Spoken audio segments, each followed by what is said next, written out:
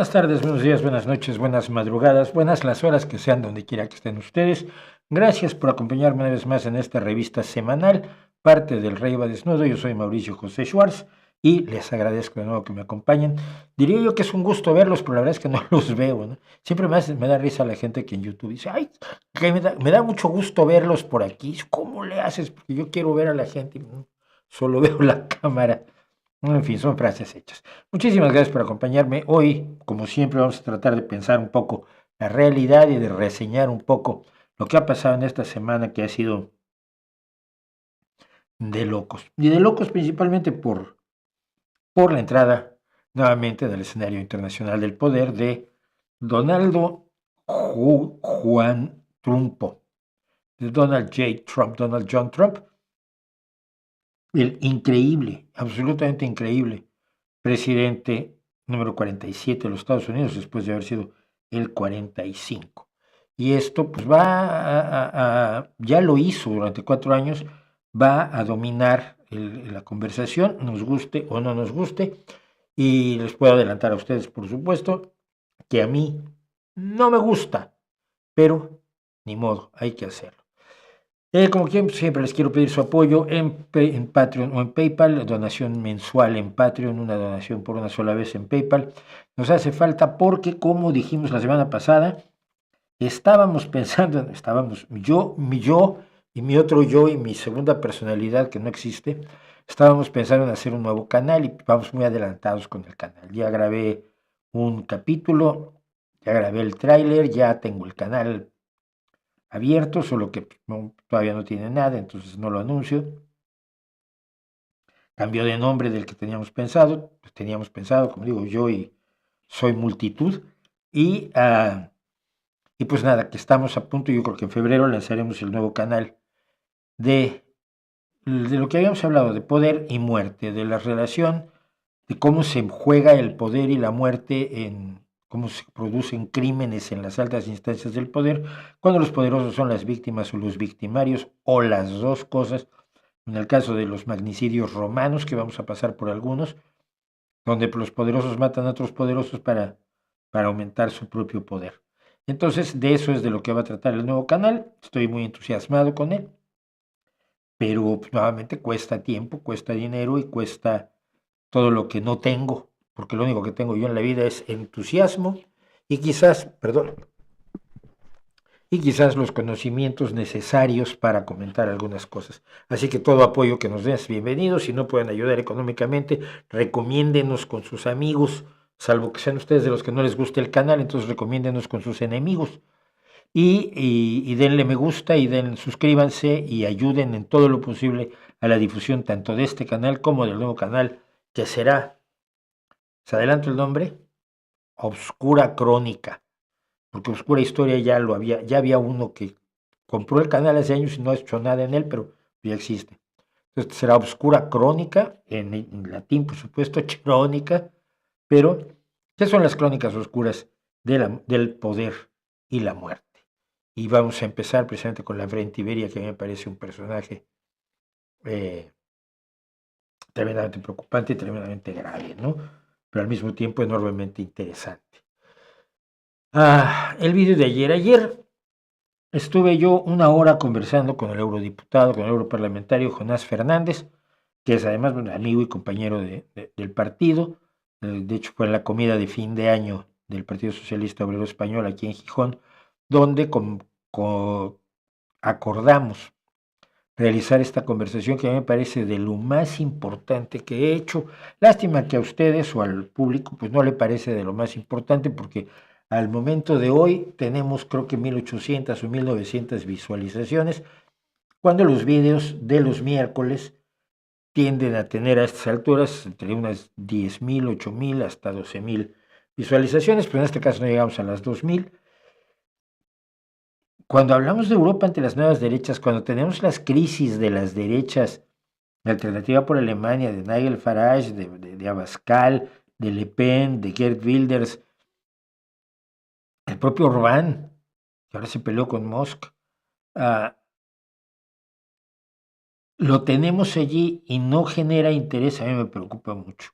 Si esa es la actitud, estamos fritos. Ya podemos rendirnos, entregar la plaza y esperar que si nos matan, que sea una muerte lenta. Que no sea una muerte lenta, perdón. Pero sí, me parece gravísimo, pero a mí me parece que es una conversación importante. Una de las cosas que hablamos era sobre la posible invasión de Estados Unidos a Groenlandia. No estamos jugando, no es nada de chiste. Si Estados Unidos decidiera invadir Groenlandia, Europa tiene la obligación de defender a Groenlandia, de defender a Dinamarca. Y en este caso, la Tercera Guerra Mundial empezaría de la manera más extraña del mundo, entre antiguos aliados, la Europa occidental y los Estados Unidos. Pero yo estoy seguro que Europa respondería primero a las necesidades de Europa y luego a las de Estados Unidos. Por más que ustedes crean, y en los comentarios lo dicen mucho y lo borro seguido, que Europa es poco menos que el limpiazapatos de los Estados Unidos. No lo ha sido y no lo está haciendo. Verlo así siempre tiene esta autosuficiencia del cinismo que le impide o le evita a la persona que lo dice el tratar de hacer un análisis profundo de la realidad, porque eso es complejo y además luego igual la realidad no es como él creía, y es muy cómodo creer así. Todo el mundo hace lo que Estados Unidos quiere, menos mi presidente porque es muy guapo o guapa. Luego resulta que no es cierto, que su presidente guapo o guapa es el que más carantoñas le hace al poder los Estados Unidos, pero bueno, ese es otro tema. En fin, que los invito de todos modos a ver nuestra conversación con el europarlamentario Jonás Fernández. Vienen entrevistas interesantes, no entrevistas, vienen conversaciones importantes o interesantes en el canal. Adelanto que te he hablado con Jandro, el extraordinario mago español, el único que ha vencido 6 veces ya. La semana pasada lo volvió a hacer a Penn and Teller en su programa Full Loss, Engáñenos, donde les pide a los magos que los engañen, que les presenten trucos que ellos no sepan cómo se hacen. Y es uno de los problemas, y vamos a hablar de la magia hoy, es uno de los problemas de la magia, cuando sabes cómo se hacen los trucos, ya no tienes tanto chiste, ¿no? Hola, con Jandro hay una conversación que teníamos desde antes de la pandemia, hablada con Jordi Bayarri, que es un extraordinario dibujante de cómic y de novela gráfica español, que ha hecho toda la serie de científicos, que yo lo estoy apoyando muchísimo para que hiciera la serie de científicos. Acaba de sacar un nuevo número. Bueno, hablaremos de eso y de todas las otras cosas que hace Jordi Bayarri. Y tenemos a uno de los grandes expertos británicos, es español, pero trabaja en el Reino Unido, sobre la izquierda en América Latina, que eso va a ser muy interesante. Son conversaciones que tenemos pendientes y que espero que atraigan algo de atención, no por las visualizaciones, no por los likes, no por los seguidores, porque es información que no les está llegando, no está saliendo por otro lado que no sea por en su modesto y humildísimo canal. Entonces, pues como que todo el esfuerzo para pues, no. Bueno, y porque en tiempos de engaño, por supuesto, decir la verdad es un acto revolucionario y nosotros lo vamos a seguir haciendo. Cosas que sabemos a las 8:30. Mary Anning, la hija del carpintero, la mujer que sabía al final más paleoantropología que los paleoantropólogos y que siendo una mujer prácticamente analfabeta, era consultada por los grandes paleoantropólogos, la mujer que encontró el primer plesiosaurio en el Reino Unido, uno de los grandes personajes. Ustedes van al Museo de Historia Natural en Londres, que es una maravilla absoluta, verán que es un personaje fundamental en la historia de la paleontología, Mary Anning, la hija del carpintero, que es por cierto la que es la base de una rima y trabalenguas en inglés, que she sells seashells by the shore. Ella vende conchitas a la orilla del mar, pero es que ella vendía conchitas y fósiles que ella misma descubría a la orilla del mar donde se encontraba. Creo que les va a interesar cosas que sabemos de hoy. Y empecemos por el principio. El principio siempre está con ustedes, porque así lo he decidido yo en mi capricho. Dice Laro Salvat: buen día, Mauricio, sé que no eres cinéfilo, pero en el tema de actualidad, al menos en las redes sociales, aparte de Trump, es la enorme reacción negativa a la película Emilia Pérez. ¿La has visto? No. Y en caso de ser así, ¿cuál es tu opinión sobre ella? Ahora se ha producido una réplica en la forma de un mediometraje lanzado en YouTube llamado Joan's Sacre Bleu. ¿Lo has visto? Tampoco. No, no la voy a ver. Es una película que no voy a ver. Te voy a decir por qué. Porque vi el tráiler. Vi un tráiler y la mujer trans, que es la actriz principal, es malísima como actriz. No, no me interesa nada, ninguna otra cosa. Es esta mala actuación de las telenovelas que yo siempre abominé, pero mal hecha. Y entonces pues, yo me voy a pagar dinero por ver un largometraje de alguien haciendo eso, pues francamente no me interesa. De otra parte, creo que las reacciones negativas han sido por falta de contexto. Esto es una historia que no es mexicana, una novela, no sé si me acuerdo ni de dónde es la novela, que el director francés decide ambientar en México como podía haberla decidido ambientar en China. No, pero la gente se lo toma así como ofensas, ofensas personales, todo, ¿no? Este es el mundo del ofendidismo. Entonces, pues sí, mira, muchas que, a ver, te pongo un ejemplo. Obviamente, cinematográficamente, a siglos luz a siglos luz de distancia, pero bueno. La gran, ya no me acuerdo el nombre, la gran épica bélica de ay, ¿quién era? Madre mía. ¿Cómo se llamó? La gran película de Vietnam. Un segundo.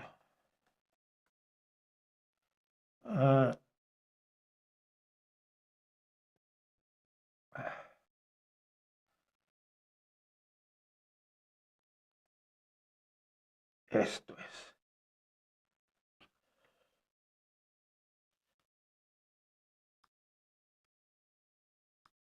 Esto es, bueno, en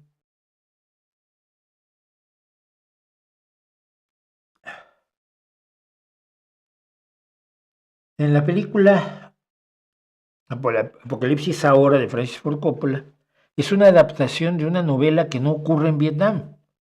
Es una adaptación de una novela que ocurre, si mal no recuerdo, ocurre en África.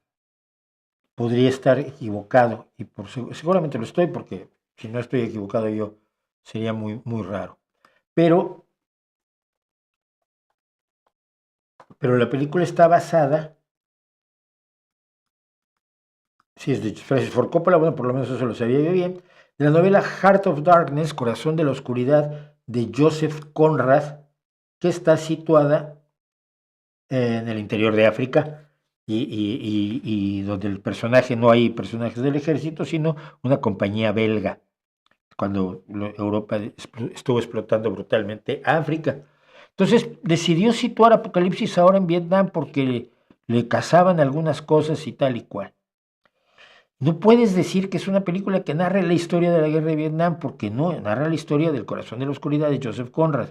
Y esto se ha hecho en muchas ocasiones con muchas películas. Insisto, aunque haya siglos luz de diferencia, de distancia en cuanto a la calidad cinematográfica. Pongo otro ejemplo. Una de las glorias de Kurosawa, del cual yo soy absoluto fan, es Los Siete Samuráis. Y Los Siete Samuráis fue convertida en un western. Me acuerdo con Yul Brynner. Y fue convertida, y toda la historia de los samuráis que se cuentan a lo largo de la maravillosa película de Kurosawa, se convierte en una historia de pistoleros del viejo oeste. No pasa nada. Pero se lo han tomado demasiado en serio. Yo me preocupa poco que el personaje sea trans. Sí se me hace un poco cuesta arriba que esté nominado para Mejor Actriz y que haya ganado el Globo de Oro como Mejor Actriz. Por lo mismo de siempre, porque está compitiendo en un espacio en el que desplaza a mujeres para las cuales están hechos los premios, ¿no? Pero bueno, eso es irrelevante. Me da igual que sea trans, me da igual todo lo demás. Lo que no me agrada para nada es la actuación y por lo que vi en el tráiler que vi dije, bueno, ¿por qué voy a hacer yo esto? Dice Juan Jauregui, a los filósofos a veces les ocurren ideas o creencias innovadoras, pero como cualquier persona.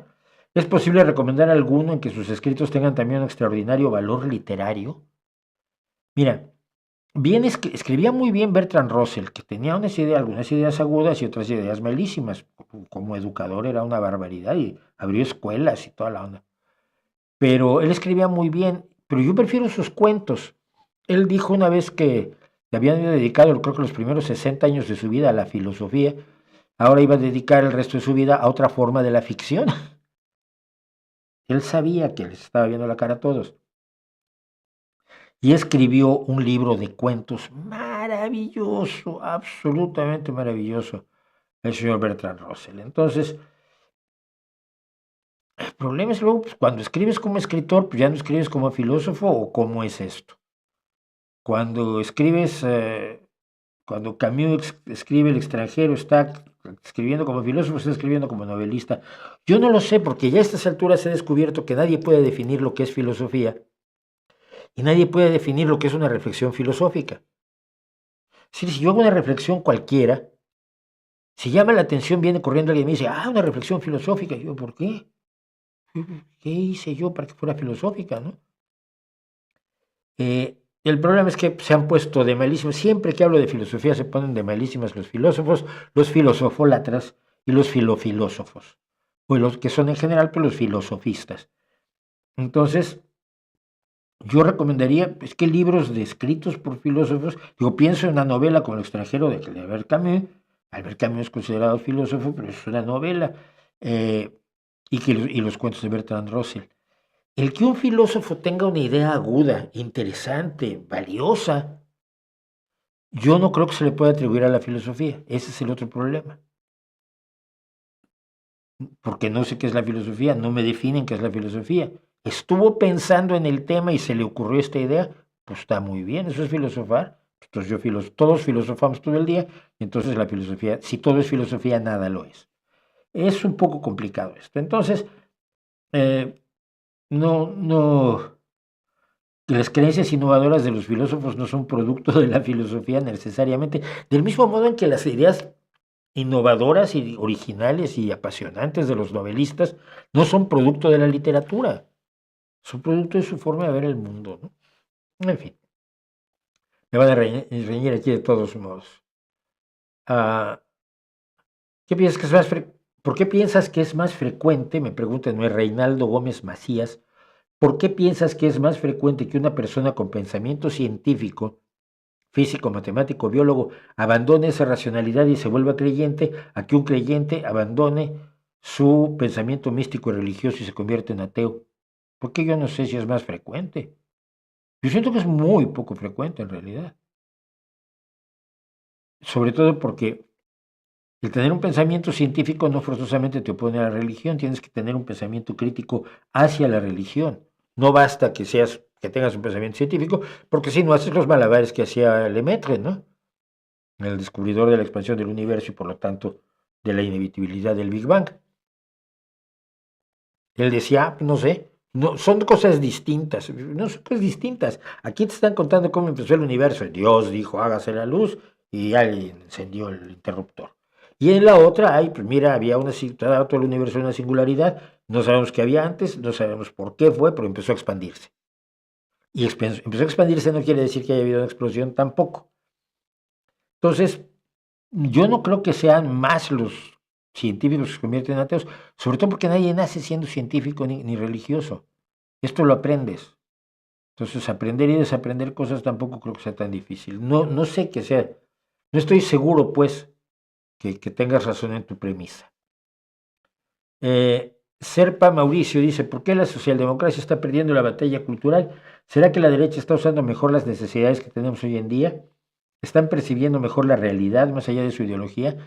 No, yo creo que están percibiendo necesidades que la izquierda ha abandonado, pero no creo que todo sea culpa de la izquierda. Te voy a poner este caso, el caso de Donald Trump. Mucha gente votó a Donald Trump porque era el representante de la gente común y corriente a la que siempre ha visto a través de un cristal este tipo, en contra de las élites. Y tú dices, pero es que, ¿cómo convences? Esto es como el lobo convenciendo a las ovejas de que los va a salvar de los animales que se las comen. Pues es que no, porque tú eres uno de ellos, y los que van contigo en el grupo son los peores lobos, son las élites más élites del mundo. Cuando tú reúnes a los 3 hombres más ricos del mundo atrás de ti, no hay una élite más elitista. Esa es la élite por definición. Y eso es lo que tiene Donald Trump a su alrededor. La élite de Bezos, Musk y Zuckerberg. Entonces, la hazaña de tener la desvergüenza para mentir con eficacia, diciéndole a la gente que tú los vas a salvar de las élites, y luego te vas a Mar-a-Lago y entonces cuando haces una cena con tus amigos y les dices, los voy a hacer más ricos que nunca, y ellos todos aplauden y meten dinero para que voten por ti. Es donde ha sido muy eficaz la derecha. La derecha no necesita identificar los problemas para luego resolverlos. Necesita proponer soluciones que sean fáciles de vender. Mira, tu abuelita tiene una pensión muy baja porque, entre otras cosas, pues no le cobramos suficientes impuestos a los ricos. Y por otro lado, pues hay un montón de necesidades y no pueden atenderse todas las necesidades con los presupuestos que tenemos. Y entonces, pues la pensión de tu abuelita no es tan alta como todos quisiéramos que fuera. Y entonces, pues la solución es complicada porque implica la racionalización de los recursos del gobierno, tratar de que no haya una burocracia excesiva, innecesaria, crear fuentes de financiamiento fiscal que no te lleven a que los empresarios empiecen a ir del país, sino que tienes que hacer equilibrado. No solo es complicado, es aburridísimo, pero es que es aburrido hasta las lágrimas. El equilibrio fiscal de las finanzas con los pasivos y los activos. Madre mía, eso es aburridísimo. Llega Abascal y te dice a un menor no acompañado que llega de Marruecos, le dan 3,000 euros al mes y a tu abuelita le dan 400. La razón por la que tu abuelita no recibe 400 es porque se los está llevando el inmigrante ilegal este. Si pateamos al inmigrante ilegal, ese dinero va para tu abuelita. Hombre, es emocionante, te da un enemigo al que odiar, es profundamente emocionante y emocional. Y es muy simple. Es falso, pero eso da igual. Es falso, pero da igual. Donald Trump te dice que los problemas de Estados Unidos se deben no solo a que hay inmigración ilegal, sino que los inmigrantes ilegales han sido tomados por los países de donde son originarios y esos países, los gobiernos de esos países, los han sacado de los psiquiátricos y de las prisiones y los han metido a Estados Unidos a la fuerza. Y todos son delincuentes y asesinos. No, no es cierto. No son delincuentes, la gran mayoría es gente que trabaja y se desloma trabajando de una manera impresionante. Pero es tan sencillo decirles a los estadounidenses, tu problema son los mexicanos, los salvadoreños, los venezolanos, los colombianos, los hondureños, toda esta gente de color raro que viene aquí a quitarte tu trabajo. Ay, pues nada, echémoslos. Son soluciones fáciles. Cuando Donald Trump dice que el ejército entró a California y abrió el grifo del agua que tenía cerrado el malvado gobernador demócrata Newsom, tú dices, pero es que ¿cómo es posible que alguien se crea esto? Pero mucha gente se lo creyó. No hay grifo que haya abierto nada, no entró el ejército a California, ni había agua disponible, ni era un problema de falta de agua el del combate a los incendios forestales que han estado devastando al estado de California. Pero la afirmación delirante y enloquecida de Donald Trump de que era todo porque no querían abrir un grifo, y entonces él mandó al ejército a que abriera el grifo, es atractivo. Entonces se vende la mentira y lo único que queda es defender la verdad. Yo creo que esa es una de las razones de la batalla cultural. Otra es, y esto sí hay que decirlo, no es culpa de la izquierda, pero sí es culpa de un sector de la izquierda. Hay un sector de la izquierda que se va a extremos ridículos. Y aunque los demás no estemos de acuerdo con ellos, nos identifican con ellos. Entonces es muy fácil agarrar parejo. Lo decía yo la semana pasada, ¿no? Cuando defiendes la aplicación de bloqueadores eh, hormonales, los bloqueadores de la pubertad en niños de 12 años, o defiendes incluso que los niños puedan operarse sin permiso de sus papás, que hay quien lo ha defendido, estás en un extremo que está fuera de la ciencia, fuera de la lógica, fuera de la razón y fuera de la conveniencia de los propios niños, ¿no? ¿Por qué? Porque, pues, hombre, si no te dejo conducir un auto es porque no eres lo suficientemente maduro para conducir un auto. Y es lo mismo lo que te puedo decir para lo que es cortarte los genitales o los pechos, cosas así. Hombre, que estés un poco más centradín y hablamos. Eso puede ser un debate interesante y puede ser un debate en el que muchos de la izquierda estaremos de acuerdo en que está mal. Todo el feminismo socialista que yo conozco está en contra de esa forma de transgenerismo, no de la gente trans. Pero si tú tienes ese extremo, ¿qué tal que llega Laje y te dice, la ideología de género es totalmente despreciable por esto? ¿Qué es la ideología de género? Bueno, la igualdad de las mujeres, los derechos de los homosexuales, la idea de que no puedes despedir a alguien porque no te gusta cómo se viste, la idea de que no te tienen que meter a la cárcel si le rompes la cara a alguien por ser trans en una discoteca. Es decir, utilizan el extremo para atacar toda una serie de derechos que son perfectamente legítimos y que la izquierda defiende. Creo que allí hay una parte de la batalla cultural que se está perdiendo porque nuestro mensaje es más complejo. Es la misma diferencia entre el ateo y el religioso. El religioso dice Dios te ama y si tú lo amas vas al cielo. Wow. Yo llego y digo Dios no existe, pero mira, te voy a explicar por qué. ¿Tienes tiempo? Porque el otro no necesitó tiempo para soltarte una frase, la promesa de su producto. El problema también es el producto. Eh, Me pregunta alguien, ¿qué decía?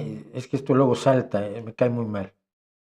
Ah, dice, ¿platicas con tu perro? Sí, sí, claro. Le cuento cosas, le pregunto, le reclamo. ¿Qué crees que estás haciendo? No tiene puta idea de lo que estoy diciendo, pero a veces reconoce por el tono, pero platico con mi perro porque lo siento más humano que muchos humanos que conozco, ¿no? Es, está emocionalmente cerca de uno, el perro, de una manera muy especial, de una manera absolutamente distinta a todos los demás seres de la creación, que no existe la creación, todos los demás seres de la naturaleza, que con ninguno, ni con tu gente, vas a tener la relación que tienes con tu perro. Es distinto, es único, es especial. Y entonces, pues no está raro que lo humanices y vayas hablando con él. Oye, no hagas eso. A ver, vamos rapidito hoy porque tengo que irme a casa, porque tengo trabajo. Eh, no vas a jugar con ese perrito hoy porque quieres jugar con todos los perritos. Eh, no sé, ese tipo de cosas, ¿sí? Ese tipo de cosas sí las hablo con mi perro. Gracias, Antonio Grael, por agradecer la charla sobre la Unión Europea. Eh, Dice David Castillo, estaba equivocado, no fue un error lo de la ley ómnibus. Qué suerte que al final ha salido. Pues que el PP son tontos del bote. Primero se reúnen con Junts, luego dicen que está mal que el PSOE se reúna con Junts. Rechazan un decreto ómnibus que luego van a aprobar. Entonces, claro, ahora ya sus amiguitos de la ultraderecha les están pegando a dos manos. Estos se dan tiros en los pies, pero con cañones antiaéreos, de una manera tan espectacular. Me refiero a una ley que el PSOE, el PP se rehusó a aprobar, que era enormemente benéfica para la población. Luego contó unas mentiras. Bueno, es que la ley también incluía unas cosas como esta, no es cierto. Y esta otra tampoco era cierto. Pero bueno, tuvieron que inventarse que estaba pasando esto. Y ahora que se rehizo la ley y Junts, es un partido de derecha catalán, pero que está pactando cosas con el socialismo español, entonces Junts dijo que ahora sí va a votar por él y entonces el PP tiene que votar por él porque quedó en evidencia. Son tontos, de verdad, son tontos. ¿Usted cree que la expropiación petrolera fue una buena estrategia para salvaguardar la economía mexicana en aquellos tiempos? Por supuesto que sí. Y más aún, te voy a decir una cosa, no olvides tú que años después México suministra petróleo en condiciones enormemente beneficiosas para el país, a los Estados Unidos y al esfuerzo de guerra en contra del eje. O sea, la expropiación petrolera es en el 38, la guerra empieza en el 39. México no participa directamente en la guerra, pero suministra petróleo a Estados Unidos. México entra en la guerra precisamente cuando un submarino alemán, o dos submarinos alemanes, no me acuerdo cuántos, hunden dos buques petroleros mexicanos, el Faja de Oro y no me acuerdo cuál era el otro. Que eran dos buques que llevaban petróleo a Estados Unidos para el esfuerzo de guerra. Por eso los alemanes hunden estos barcos y por eso México entonces finalmente le declara la guerra al eje y se alista del lado de los aliados. Pero para México fue maravillosa la expropiación petrolera y era inevitable. Si tú lees la historia, yo la he leído y por eso es más complicado que pues, queríamos expropiar el petróleo porque es nuestro. No, es que hubo una serie de confrontaciones entre los trabajadores petroleros, el país y las grandes compañías petroleras, fundamentalmente holandesas y británicas. Estadounidenses creo que también. Y entonces, estas se negaron a acatar las decisiones de los tribunales mexicanos. ¿Qué haces en ese caso? Si bajas la cabeza y te agachas, te pasan por encima. Has renunciado a la soberanía nacional. Entonces, no es que fuera una... Cárdenas se levantó una mañana y dijo, ay, voy a expropiar, porque hoy no, el jugo de naranja estaba muy ácido, ¿no? No. Hubo una serie de condiciones históricas, económicas y políticas que obligaron a la expropiación petrolera y que resultó enormemente beneficiosa. El problema es que luego pues, cayó en manos de quien cayó, ¿no? Pero digamos que durante el cardenismo y durante hasta los años 60 más o menos, la fuente de la riqueza de México fue el petróleo y la expropiación una cosa enorme desde el punto de vista de las ventajas que trajo para México durante la guerra. Ahora, luego, cuando se descubrió más petróleo y alguien creyó que éramos ricos y entonces se hipotecó al país con unos préstamos que le ofrecieron y que muy tontamente tomó, era un señor que se llamaba López Portillo, pues ya es otra historia.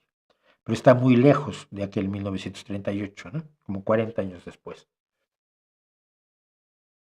¿Qué opina del argumento marxista de la acumulación originaria? Pues es que no es un argumento, es una afirmación de la historia que se inventaba Engels. Engels era muy dado a inventarse la historia con pequeños fragmentos de la realidad, ¿no? Yo creo que la acumulación originaria de capital es parte de esa pseudohistoria de Engels, como el comunismo primitivo, ¿no? Pero en general, suponiendo que así fuera, ¿qué? ¿Justifica eso la revolución, la dictadura del proletariado, el partido único y la planificación centralizada de la economía? No. Entonces, el caso Padilla, no me acuerdo cuál era el caso Padilla, lo siento. Estaba viendo un video sobre los parámetros que le han permitido a China al crear DeepSeek y si la inteligencia artificial no es tan confiable, la China no sé yo si será peor. Pues yo no sé si será peor o mejor, ¿no? Yo sé que el problema no es de mejor o peor, el problema es que le hicieron con 6 millones de dólares y entonces los que han estado metiendo miles de millones en ChatGPT y en otras cosas, pues han quedado como tontos. Básicamente eso es lo que ha pasado. No creo que sea una inteligencia artificial más inteligente, simplemente es más barata, igual de eficiente o ineficiente, pero más barata. Tengo que preguntarle sobre mí. Es que yo soy mi medida para el ChatGPT y para las inteligencias artificiales. Porque siempre me inventan una vida que no he tenido, que es divertidísima. Luego, sí aciertan en algunas cosas, lógicamente, pero luego, sobre todo a la hora de los libros, me inventan libros que nunca escribí, nunca ponen los libros que sí escribí, me inventan premios que nunca me dieron, nunca ponen los pocos premios que había recibido. En fin, Juan Magno, cuando usted da sus apreciaciones sobre la filosofía, parece que se centra sobre todo en la metafísica o la que se encarga del conocimiento, pero ¿qué opina de la filosofía política? Que es lo mismo. Son especulaciones al aire. ¿Cuál es la diferencia? La filosofía política consigue ¿qué? Nada. Cree entender la política y la realidad siempre le pasa por encima. Un politólogo y un astrólogo son muy parecidos, ¿no? Luego siempre tiene que estar dando explicaciones. no me satisface, porque además cuando haces filosofía política tienes que soltar verdades gordas, y cuando sueltas verdades que no son verdad, afectas a sociedades enteras. Te lo puedo decir en el caso de Marx, te lo puedo decir en el caso de, de, de Hayek. Gente que te dice, el universo es así porque lo he dicho yo. Ah, pero yo soy, yo sé mucho. Hasta científico soy, decía Marx, ¿no? Engels era el que decía que hacían socialismo científico. Y resulta que no es cierto. Pero el coste en dolor humano es terrible. Y el coste del déjà vu, perdón, de la faire de los libremercadistas brutales del siglo XIX es altísimo. Entonces, ¿la filosofía política aporta qué? ¿Diseño de sociedades políticas mejores? Pues no. Si quieres un diseño de sociedades mejores, tienes que ir a los hechos, a los datos, a lo que te informa la ciencia, al funcionamiento de las sociedades, a los números de la economía, y a partir de ello ir sabiendo qué es lo que le funciona a una sociedad para salir de la pobreza, para mejorar la educación, para tener más transparencia, etcétera, etcétera. Pero todo eso lo tendrías que hacer con base en datos, no con base que un señor diga, yo soy politólogo. Uy, mira, Pablo Iglesias, ¿cómo estás? No. El capitán Nemo, qué buen bigote. Muchas gracias, muchas gracias. Bueno, no olviden darle gracias al vídeo. Ana Lilia Mandujano, muchísimas gracias por recordar a la gente que hay que darle like al vídeo, porque en este momento donde estamos, como estamos, 297 personas con 127 me gustas, 304 personas con 127 me gustas, faltan 163 me gustas, 164 me gustas y hay un no me gusta. Ese es el que me tiene que recomendar con sus enemigos. Es un horroroso, pero tú velo porque es malísimo y te vas a aburrir mucho. Me recomienda con sus enemigos, por favor.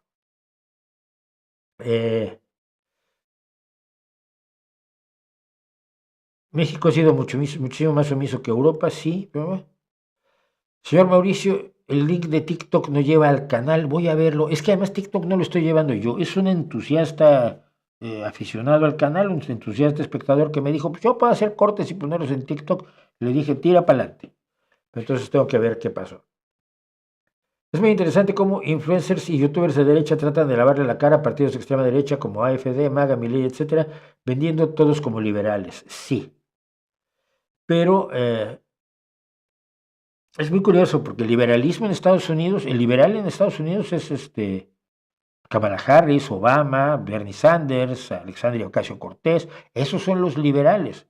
Y si tú te mueves hacia Sudamérica y aquí a España, los liberales son gente de ultraderecha como Milei, como Isabel Díaz Ayuso, como Núñez Feijóo.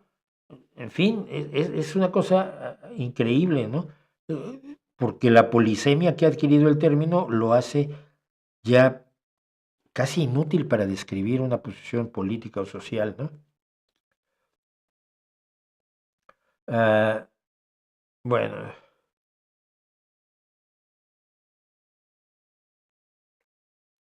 eh, creo que todos tus vídeos surgen de las ofensas que hacen a tu estructura mental, tu adicción a descalificar lo que no cuadra contigo, en fin, vaya incongruencia.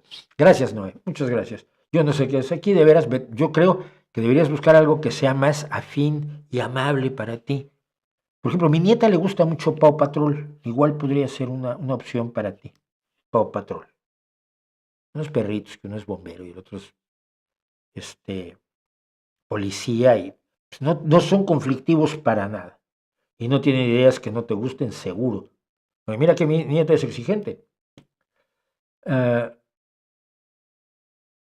bueno,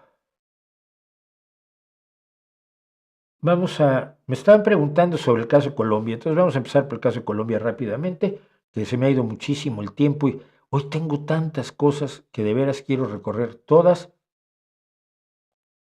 y a ver si nos da tiempo. Vamos a ir al caso de las deportaciones en general, deportaciones y Colombia. Bueno, punto número 1. Si ustedes creen que las deportaciones las inventó Donald Trump, vamos mal. Siempre ha habido deportaciones de ilegales estadounidenses hacia sus países, hacia los países de origen de esos inmigrantes ilegales. Siempre. no es el qué, sino el cómo y el cuánto. Trump jura echar fuera a millones de personas. Él está hablando de alrededor de 11 millones de personas. Son los inmigrantes ilegales que se supone, no, 5 millones son los que se supone que hay en Estados Unidos. Bueno, si echa 5 millones es como abrirle una vía de agua a la economía de su propio país, al barquito de la economía de su país, pero bueno, es su problema. Pero esto representa un problema también para los países que los expulsaron y los recibirían de regreso. Pero las deportaciones tienen un proceso. A ti te detienen, te hacen un juicio, determinan que tienen que deportarte, pues te deportan o te vas tú solito. Ya lo expliqué la semana pasada. Pero constantemente hay deportaciones de los Estados Unidos hacia los países expulsores de inmigración, o de migración en su caso. Aquí lo que pasó es distinto. Vamos a ver un problema del cómo. Y el primer problema del cómo es, por ejemplo, este caso que a mí me llamó enormemente la atención, porque se trata de un profesor, luego se descubrió que era un profesor suplente en la Northside High School, la secundaria Northside.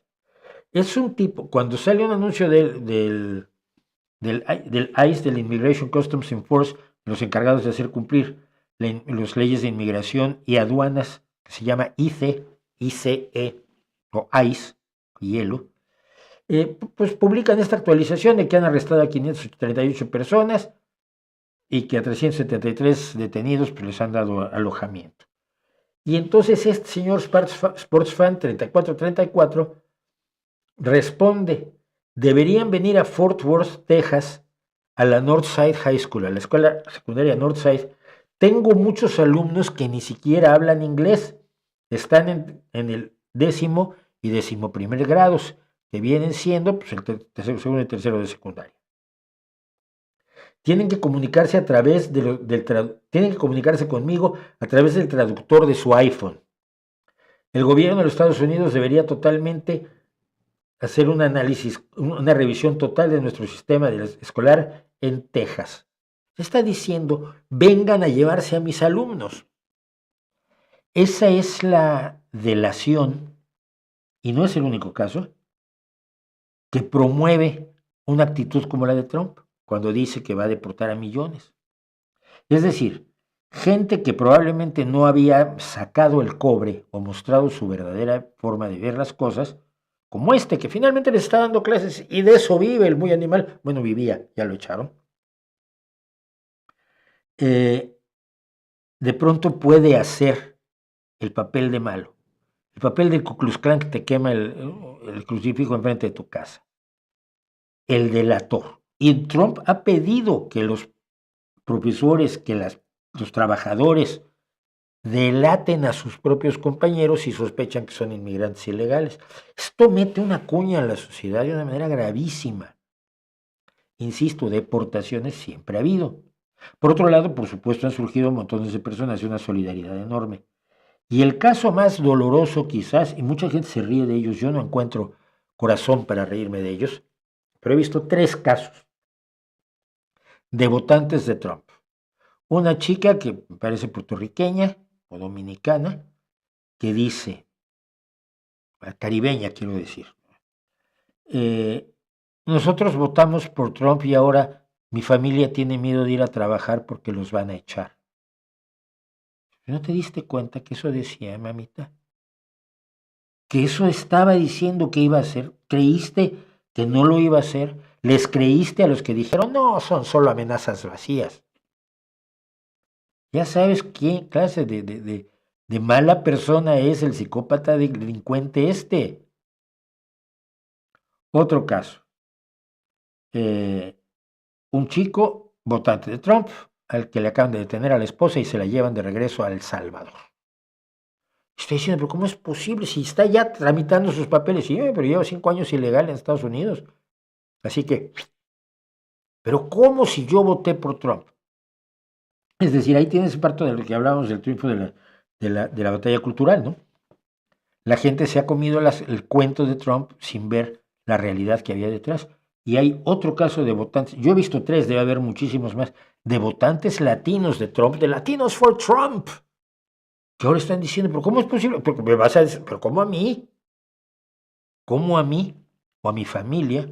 Los inmigrantes ilegales en general no votan, pero a mi familia que es ilegal, ¿cómo los vas a echar si yo soy tu votante? Pues porque le das igual. Tú solo servías para votar por él. Contada esa historia, vamos al caso de Colombia y las deportaciones. Fue Patrick Tomlinson, que es un escritor, un novelista, el que lo dejó muy claro, a ver si lo podemos entender, porque la historia como se empezó a contar, tanto en España como en América Latina, fue a conveniencia del señor que lo está contando. Es decir, se contó propaganda política y no se contaron los hechos. Entonces, o Petro se levantó como un heroico defensor de la patria en contra del imperialismo estadounidense que toda la vida está jodiendo, chico. O el maldito comunista Petro dobló las manos ante la energía viril de Donald Trump que le salen, bueno, dirimos por todos lados. Pues no, ni uno ni otro.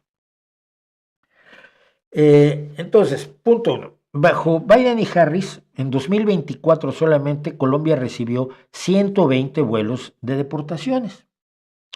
¿Cómo eran esos vuelos? Como digo, no es el qué, sino el cómo. ¿Cómo eran los vuelos de deportaciones? 120 vuelos. 400 en total recibió Colombia durante los 4 años de la administración de Biden y Harris. Bueno, pues estas deportaciones se hacen porque así lo disponen también las leyes estadounidenses en aviones comerciales. Entonces van los deportados con un par de agentes del ICE, un par de agentes de inmigración, que los llevan en el vuelo, los desembarcan en su país, se los entregan a las autoridades del país receptor, porque no te pueden deportar gente a tu país si tú no lo aceptas. Esta es una negociación que se hace y no se hace cada vez. Son negociaciones que ya están hechas, pero que ya hay un acuerdo. Donald Trump no está llegando a imponerle nada a nadie. Entregan a los deportados a las autoridades de su país, los identifican, se suben al avión y regresan. ¿Qué pasó esta vez? Que llegó Donald Trump. Y Donald Trump tenía una visión un poco diferente de las cosas. Entonces lo que hizo fue tomar a los colombianos a los que iba a deportar, los encadenó a todos, esposas, cadenas en los pies, como a delincuentes, porque él cree que son todos delincuentes. Pobres, la enorme mayoría son gente que trabaja como mulas. Los metió en aviones militares de los Estados Unidos como ganado y mandó los aviones al aeropuerto, creo que de Campa, en Colombia. Y el presidente Petro, que no quiso el espectáculo humillante, irrespetuoso, absolutamente cruel e injustificado de tener bajando de aviones militares a colombianos atados como si fueran Hannibal Lecter, les dijo que se podían regresar de donde habían salido. Y yo aplaudo a Petro. Hizo perfectamente bien. Y como lo dice Tomlinson, el novelista, dice, deja de ser un imbécil de código fascista, pendejo, y pendejo lo pone en español. Hey, stop being a fascist coded asshole, pendejo. Y Trump ofreció 25% de aranceles contra todos los productos colombianos. Por cierto, al día siguiente ya había subido el precio del café colombiano en los mercados internacionales de futuros. Ustedes saben que el café se compra a futuros. Si no saben lo que es eso, se están perdiendo una parte interesantísima de la economía mundial. Y Petro respondió diciendo, muy bien, tú 25%, yo 50% a las importaciones de Estados Unidos. Y Colombia importa mucho de Estados Unidos. Y yo aplaudo a Petro.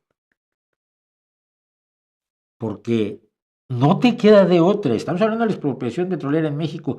Cuando se te ponen así, o reaccionas o te hundes. Y Trump dijo, bueno, a ver, ¿y si te los mando en aviones normales? No te preocupes. Yo mando mis aviones para recoger a esas personas que estás deportando, pero en condiciones humanitarias correctas, en condiciones decentes, porque no son delincuentes, son gente que ha ido a trabajar, que no ha cometido ningún delito, porque estar ilegal en los Estados Unidos es una falta administrativa, no es un delito. Y es más, si tú sales por decisión propia cuando te detienen, tienes oportunidad de volver, ya si te deportan es más difícil. Lo único diferente fue la forma en que trató a los deportados colombianos y cómo los mandó. Así que, y leo lo que dice el señor Patrick Tomlinson, Trump creó un problema que no existía, perdió instantáneamente, renunció a todo lo que estaba tratando de negociar, se vio como un débil imbécil ante el resto del mundo y dañó las relaciones diplomáticas con un aliado, un estrechísimo aliado de Estados Unidos que siempre ha sido Colombia, al mismo tiempo que impulsó el poder suave chino en Sudamérica. Porque evidentemente los chinos están esperando todas estas oportunidades para meter más sus palillos, que no su cuchara, en los países latinoamericanos. En Estados Unidos se lo venden como un gran triunfo de Trump, la derecha de todo el mundo hispanoparlante te lo vende como un gran triunfo de Trump, la extrema izquierda te lo vende como un gran triunfo de Petro, y los de la izquierda, que no somos de la extrema, decimos que fue un gran triunfo de Petro, objetivamente, no importa si estoy de acuerdo ideológicamente o no con él. Si me parece muy extremo en ciertas cosas, si no me gusta su posición ante Ucrania o no me gusta su posición ante Cuba o ante México, bueno, es otra cosa. Pero que aquí actuó correctamente, absolutamente y al 100%. ¿No les gusta? El problema es de ustedes.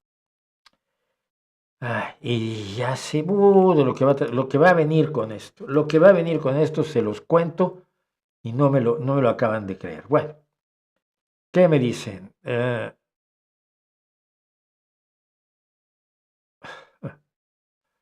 La influencia del posmodernismo de elementos hacia de izquierda minoritario también está presente en parte de la derecha. Muy curioso, pero no, el posmodernismo es una visión de izquierda que nace a partir de la teoría crítica y de pensadores supuestamente de izquierda como Foucault, eh, Derrida, Lacan, etc. El problema es que sus planteamientos le vienen muy bien a la derecha, pero la derecha tardó en darse cuenta, ¿no?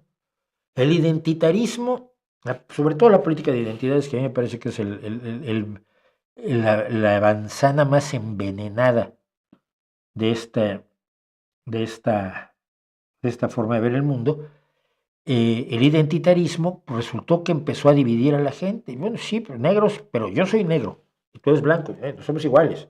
Yo quiero mis escuelas para mí. Sí, pues que eso se llama segregación. Mira, si de lo que se trata es que somos iguales, porque la igualdad, no, somos distintos. Pero nosotros blancos, pero blancos gay en su propio bar, en su propio club, en su propio club deportivo, en su propio baile, en su propia escuela. No se vayan a mezclar con los blancos que no son gays.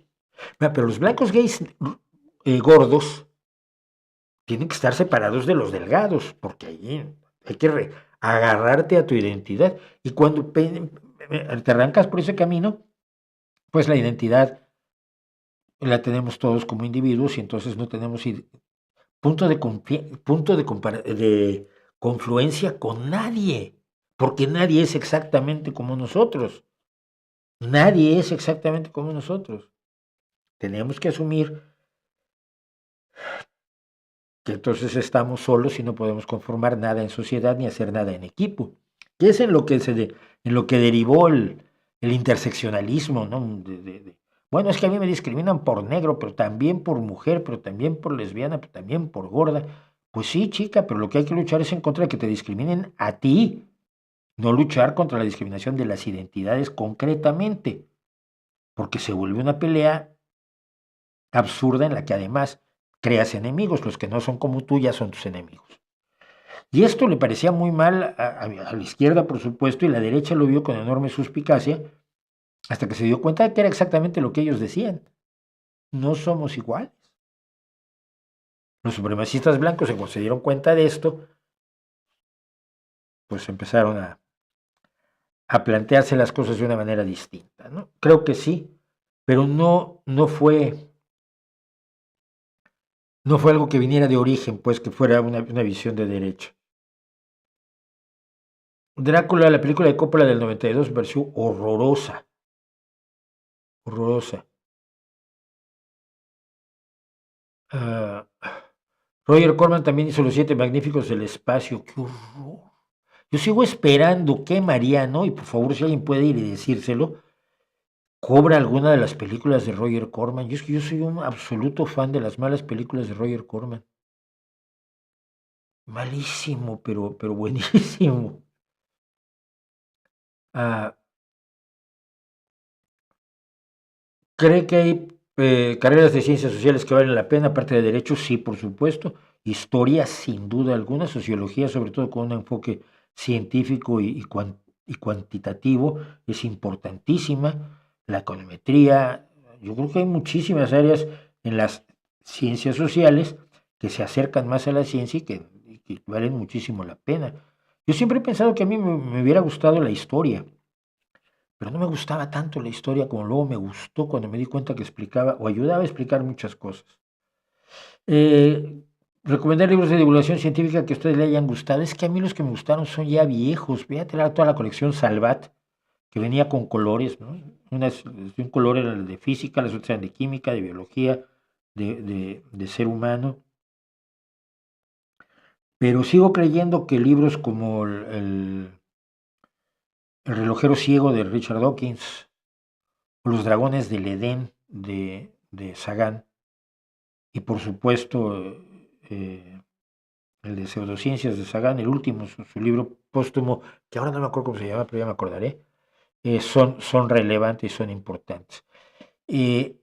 Curiosamente, Hawking siempre me pareció un poco más denso. Hawking me pareció bastante más denso. Yo creo que el libro de la ilustración de Pinker se puede considerar divulgación y creo que es importantísimo leerlo. Creo que es importantísimo leerlo. Y desde el punto de vista del pensamiento crítico, las cartas a un joven Contreras, a un joven disidente de Christopher Hitchens, por ejemplo, ¿no? Son algunas de las primeras que se me ocurrirían así, a primera vista. El de Sagan es El mundo y sus demonios, la ciencia como una luz en la oscuridad, lo tengo aquí. Eh, Claudio, en Macay, en 2003 Bush comenzó el programa PEPFAR a nivel mundial para proveer de medicina retroviral para combatir el SIDA a pacientes de escasos recursos. Ayer Trump eliminó el programa en su totalidad y así va a seguir siendo. En un momento dado, hace 2 días, Trump detuvo la entrega de todas las ayudas del gobierno federal.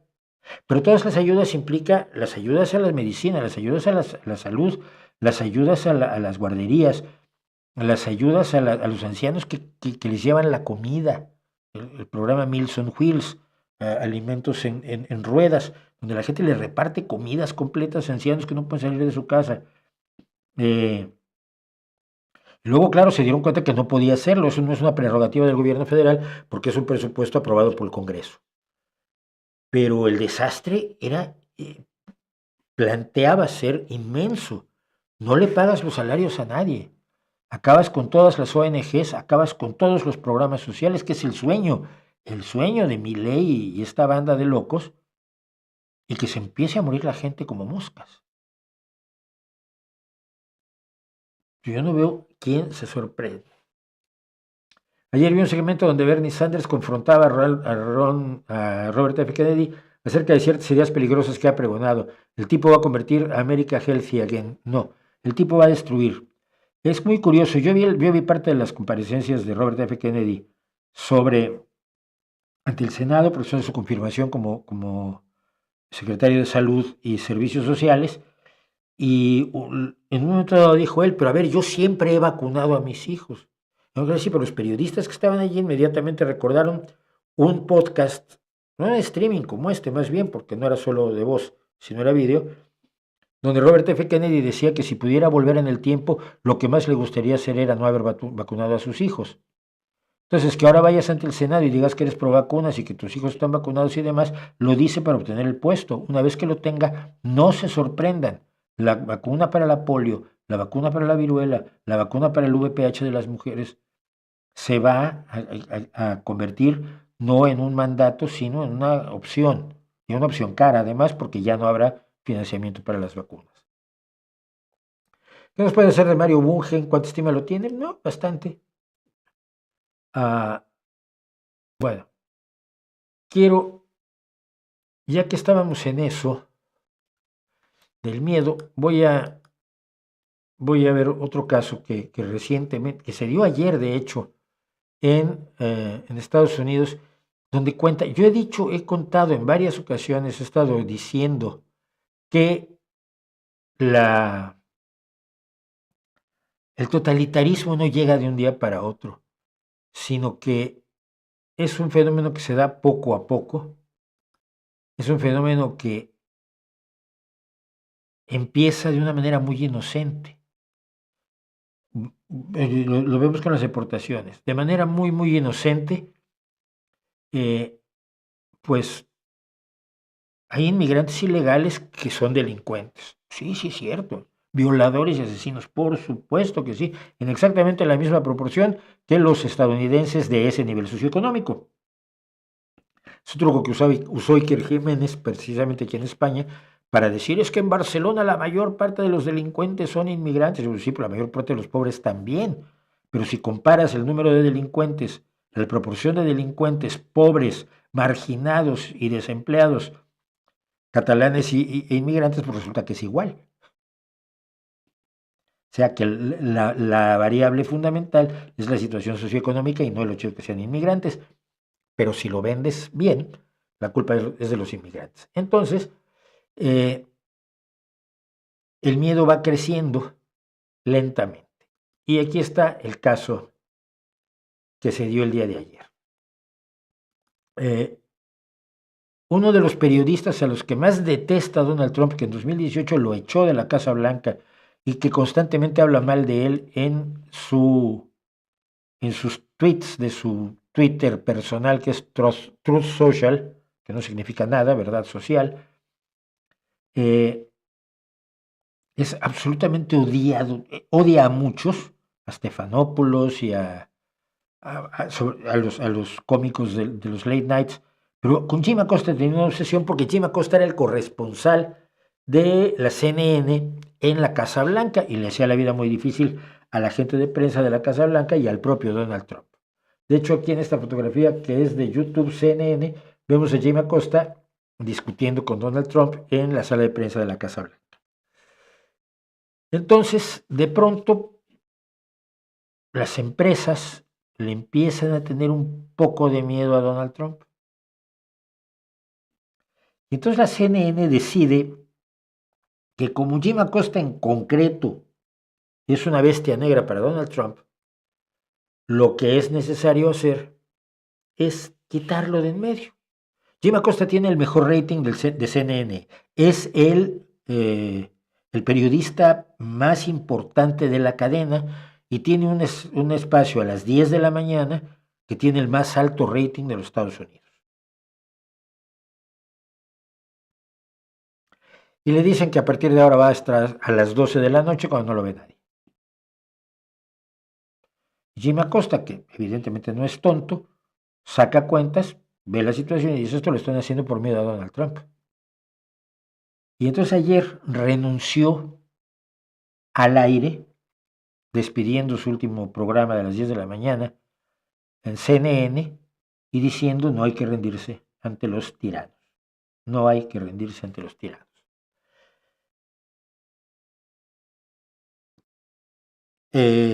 Todo el personal del Departamento de Justicia que participó en las investigaciones en contra de los delitos de Donald Trump han sido despedidos.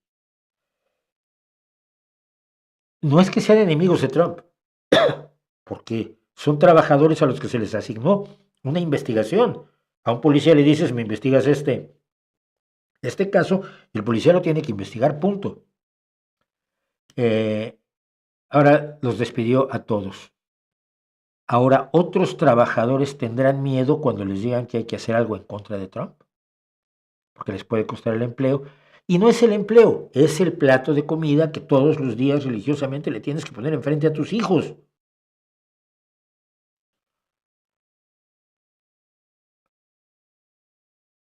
El miedo va creciendo poco a poco. Los inmigrantes legales empiezan a tener miedo. Donald Trump empieza a hablar de expulsar a los delincuentes estadounidenses y pagarles a otros países para que los guarden en sus cárceles.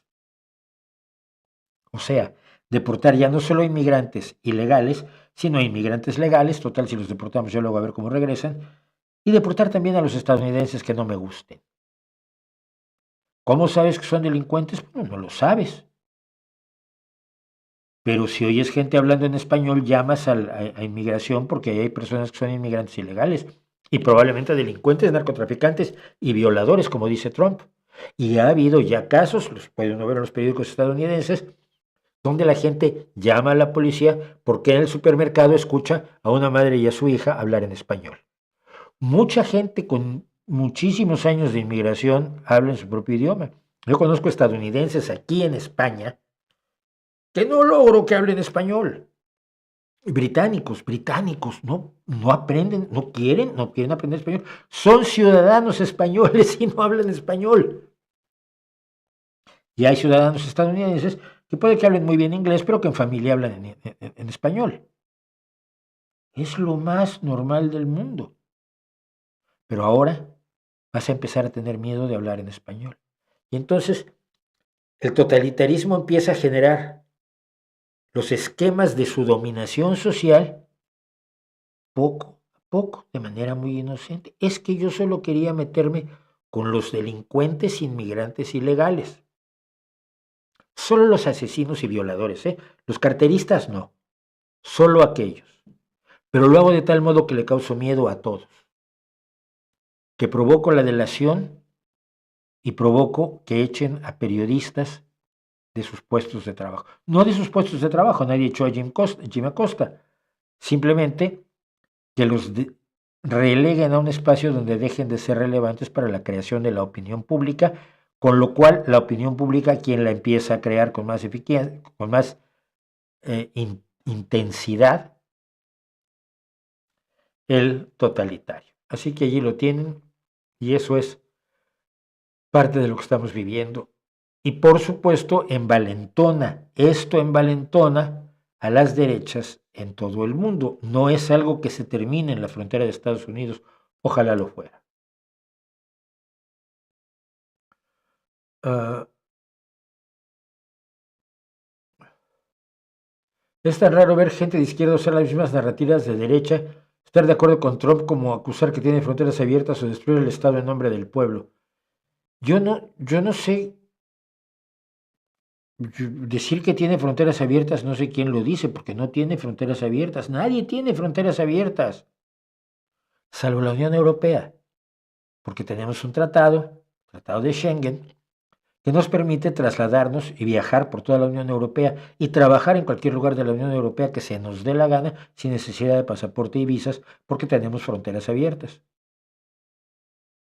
Pero eso no está pasando en Estados Unidos, ni las fronteras de Europa están abiertas a todos los inmigrantes de todo el mundo.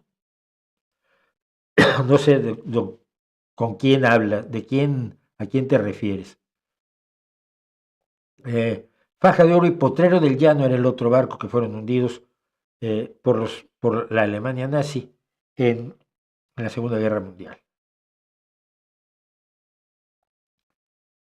DeepSeek bloquea todo tipo de preguntas relacionadas con el gobierno chino. Lógico.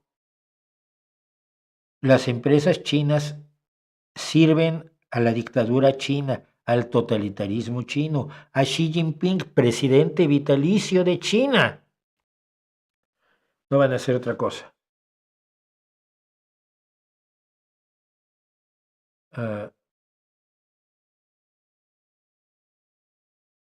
¿Qué te parece el concepto de biopolítica de Foucault, que es una invención con todas las invenciones filosóficas, y en el caso concreto de Foucault ha sido tan dañino, tan brutal, y además de ser un sujeto tan enormemente despreciable como pederasta, que no me interesa? ¿Por qué no te gusta la cinematografía de Pier Paolo Pasolini? Porque es malísima. Eh,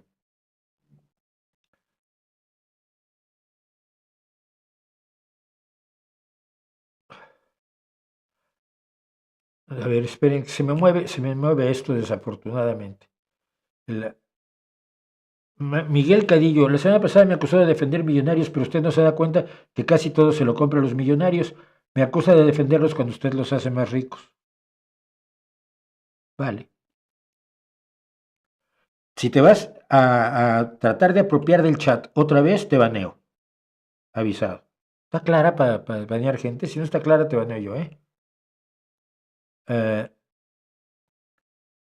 Trump demuestra una vez más que el nacionalismo es un asco, efectivamente.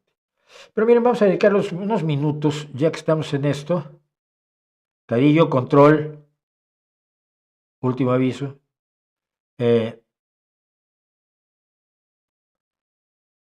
¿Estamos en los inicios del imperio de las corporaciones? No, estamos en el imperio de las corporaciones.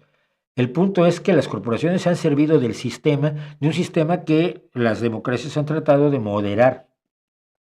Y ahora al parecer las más altas, las mayores fortunas han decidido que el sistema ya no les vale. Eso es lo que está en realidad pasando. Pero nada garantiza que vayan a ganar. Nada garantiza que una persona con un ego tan frágil y una visión tan absolutamente adolescente del mundo como Elon Musk pueda realmente ganar. No es un jugador del poder, ¿eh? No es un jugador del poder. Allí el único quizás es Bezos, porque Zuckerberg es otro que creo que está en este momento en ese equipo más por miedo que por otra cosa.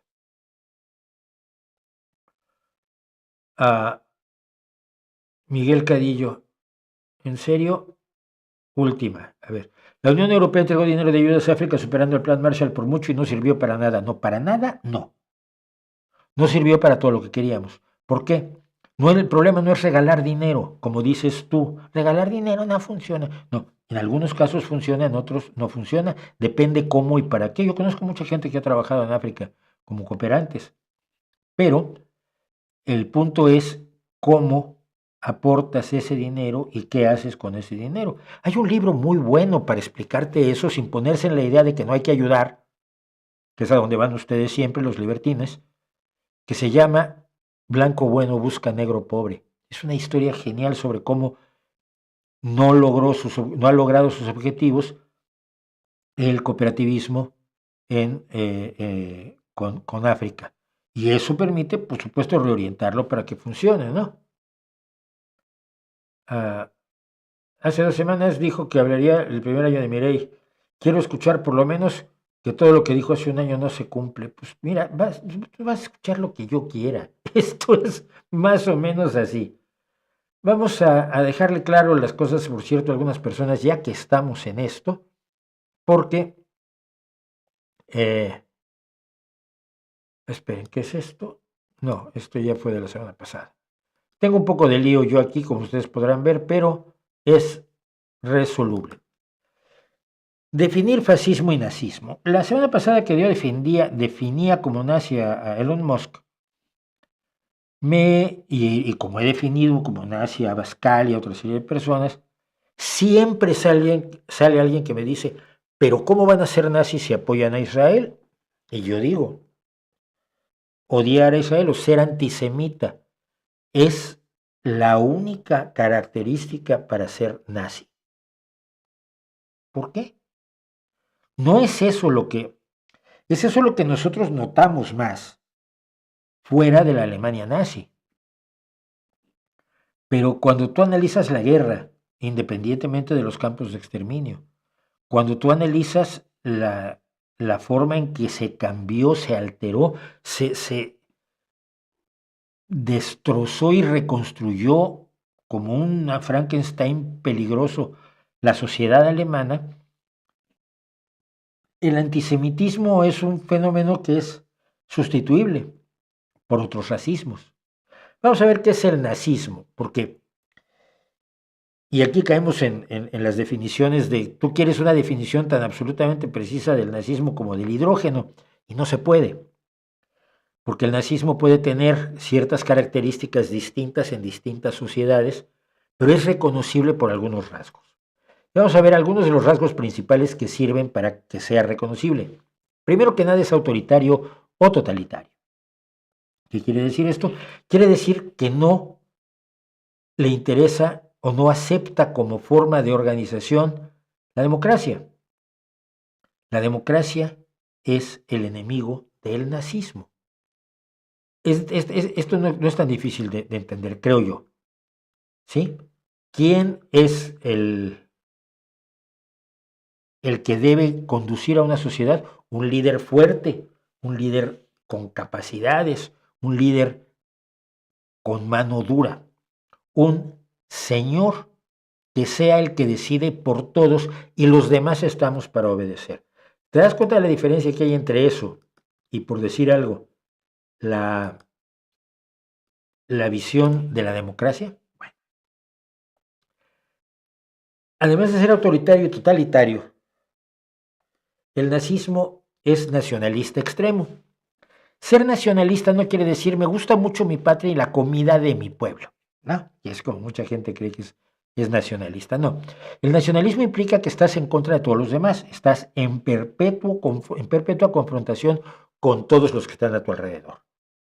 Las ideas de multinacionalidad, de internacionalismo, o como lo llaman ahora la ultraderecha neonazi, el globalismo, es la idea de que varias naciones pueden reunirse para tener intereses comunes, a veces teniendo que ceder en ciertas cuestiones por el bien de todos. No, no, no.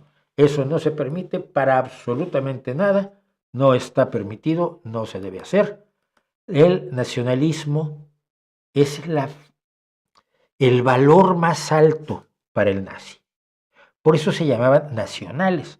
Y si quieren creer que eran socialistas, tengo 2 vídeos explicando cómo llegó la palabra socialista al partido contra la opinión de Hitler, pero que todavía no tenía la fuerza suficiente en el partido, cuando el partido se convirtió del Partido Nacional de los Trabajadores Alemanes en Partido Nacional Socialista de los Trabajadores Alemanes.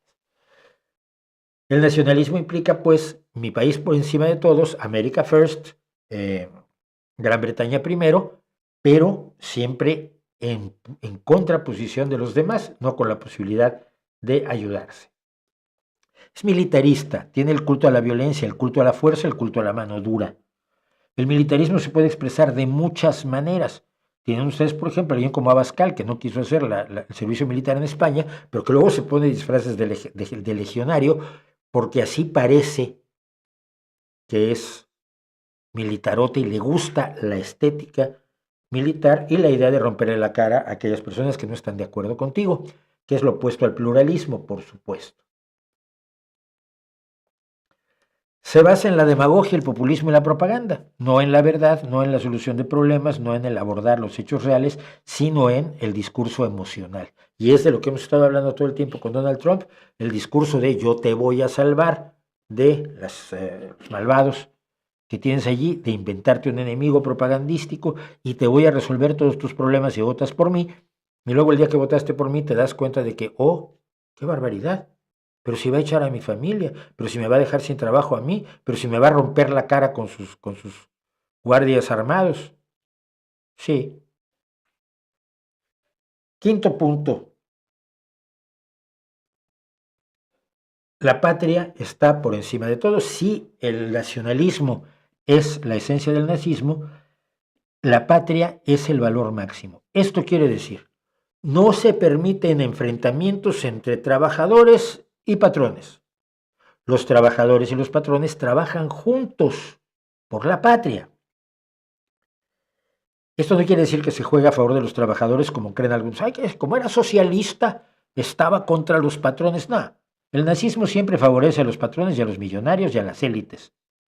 Y prohíbe los sindicatos y destruye la lucha de los trabajadores por mejorar sus condiciones, que fue exactamente lo que hizo Hitler cuando anuló todos los sindicatos y formó un único sindicato que por supuesto estaba al servicio de la patria, pero no de los trabajadores. Reglamentación o regimentación de la sociedad, ni libertades ni derechos. Tú no tienes más libertades ni más derechos que los que el líder crea que debes tener en ese momento para servir a la patria. La libertad de disentir del líder no existe, que es una de las características del totalitarismo precisamente. Tienes que callar y obedecer. la sociedad se vigila a sí misma por la vía de la delación, que es otra forma en que el totalitarismo utiliza para mantener el control de la sociedad. Y si me dices tú que el totalitarismo de izquierda hace lo mismo, la respuesta es por supuesto que sí, porque es totalitarismo. Y el totalitarismo viene en varios sabores. Y yo soy el primero en denunciar los horrores de los comités de defensa de la revolución en Cuba. Es racista, supremacista, homofóbico y misógino, precisamente porque tiene una idea idealizada del ser nacional y del espíritu nacional. Está en contra de lo que percibe como otras razas, que en el caso de Alemania fueron los judíos y los gitanos y los eslavos y los mexicanos y los otros muchos, y los negros, por supuesto. Los judíos, decía Hitler en Mi lucha, que los judíos llevaban negros a Alemania para seguir perjudicando, ensuciando la sangre, frase que por cierto utiliza con frecuencia Donald Trump. Así que no necesitas ser antisemita para ser nazi. Si eso se requiere que seas racista, si no eres racista, eres más bien un fascista.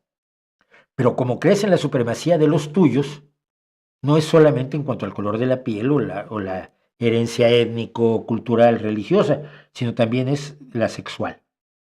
Y la sexual y las tradiciones de tu, eh, de tu grupo étnico y de tu nación implican que la mujer tiene su lugar y allí debe estar, y que los homosexuales no tienen ningún lugar y no deben de estar en ningún lugar. Entonces, pues, lo que hay que hacer es hacer como Hitler, asesinarlos, por lo menos excluirlos de la sociedad, que es lo que acaba de hacer Donald Trump al quitar las políticas de diversidad, equidad e inclusión. Sí, hombre, había políticas extremistas, exageradas y que había que moderar, pero las quitó todas. Puedes despedir homosexuales por ser homosexuales ahora sin problema en Estados Unidos. Natalista. Si lo más importante es la patria y lo más importante es la raza, pues hay que reproducirnos como conejos. Y aquí la misoginia viene bastante al caso. Una de las cuestiones que generaban a la idea de la mujer alemana perfecta es que la mujer alemana perfecta pues no era física nuclear, ni ingeniera, ni minera, ni piloto de aviones. Era una máquina de parir buenos alemanes que sabían decir Heil Hitler y levantar el bracito como si fueran Elon Musk. Por lo tanto, tener muchos hijos, como de Elon Musk, es uno de los principios que también identifican, uno de los principios que identifican al nazismo. Es expansionista imperialista. El expansionismo imperialista implica la idea de que necesitas el Lebensraum, el espacio vital, para que se expanda tu raza, tu nación, tu patria, tus ideas. Y la fuerza y el poderío, por supuesto, de tu líder. Esto implica, por ejemplo, tomar Ucrania, o Georgia, o por lo menos un trozo de Moldavia y de Georgia, ¿no? O Groenlandia, o el canal de Panamá, o Canadá. La idea de que tu territorio no te alcanza, no es suficiente, es una idea esencialmente nazi. Y, por último, se define por aquello contra lo cual está. ¿Contra qué está? Contra el anarquismo, contra la democracia, contra el pluralismo, contra el igualitarismo, contra el liberalismo de verdad, contra la justicia social, contra el socialismo y contra el marxismo. Se define como aquello a lo que se opone, en buena medida. Y aquí tienen 10 puntos. Tú dirías, entonces, pues si no es natalista ya no es nazi. No, sí, puede ser nazi. Es decir, son puntos que en su conjunto y con los matices necesarios de cada sociedad puede seguir considerándose nazi.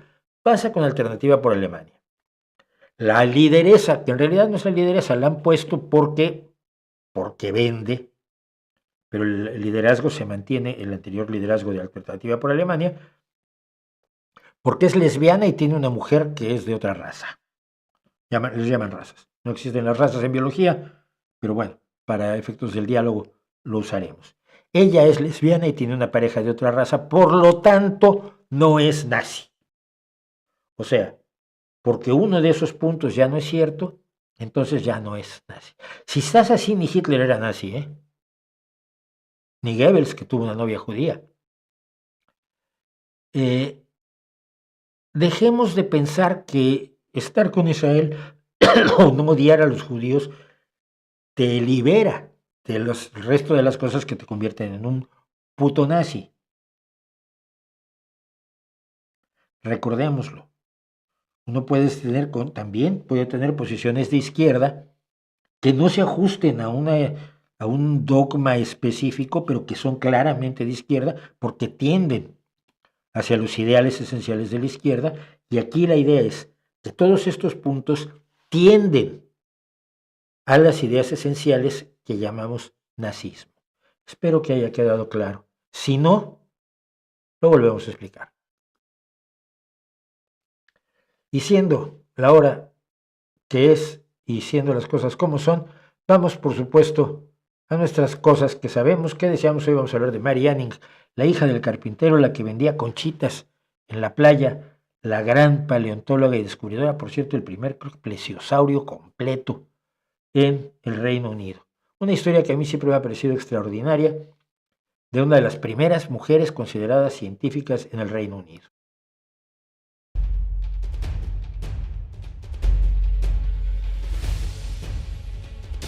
La imagen está sobrepoblada. 2 pterodáctilos se atacan en el cielo. Un ancestro de los cocodrilos está al borde del agua, donde una abigarrada colección de ictiosaurios, plesiosaurios, tortugas, peces, calamares y algunos seres prehistóricos más fantasía que reconstrucción paleontológica se dedican principalmente a la tarea de comerse los unos a los otros.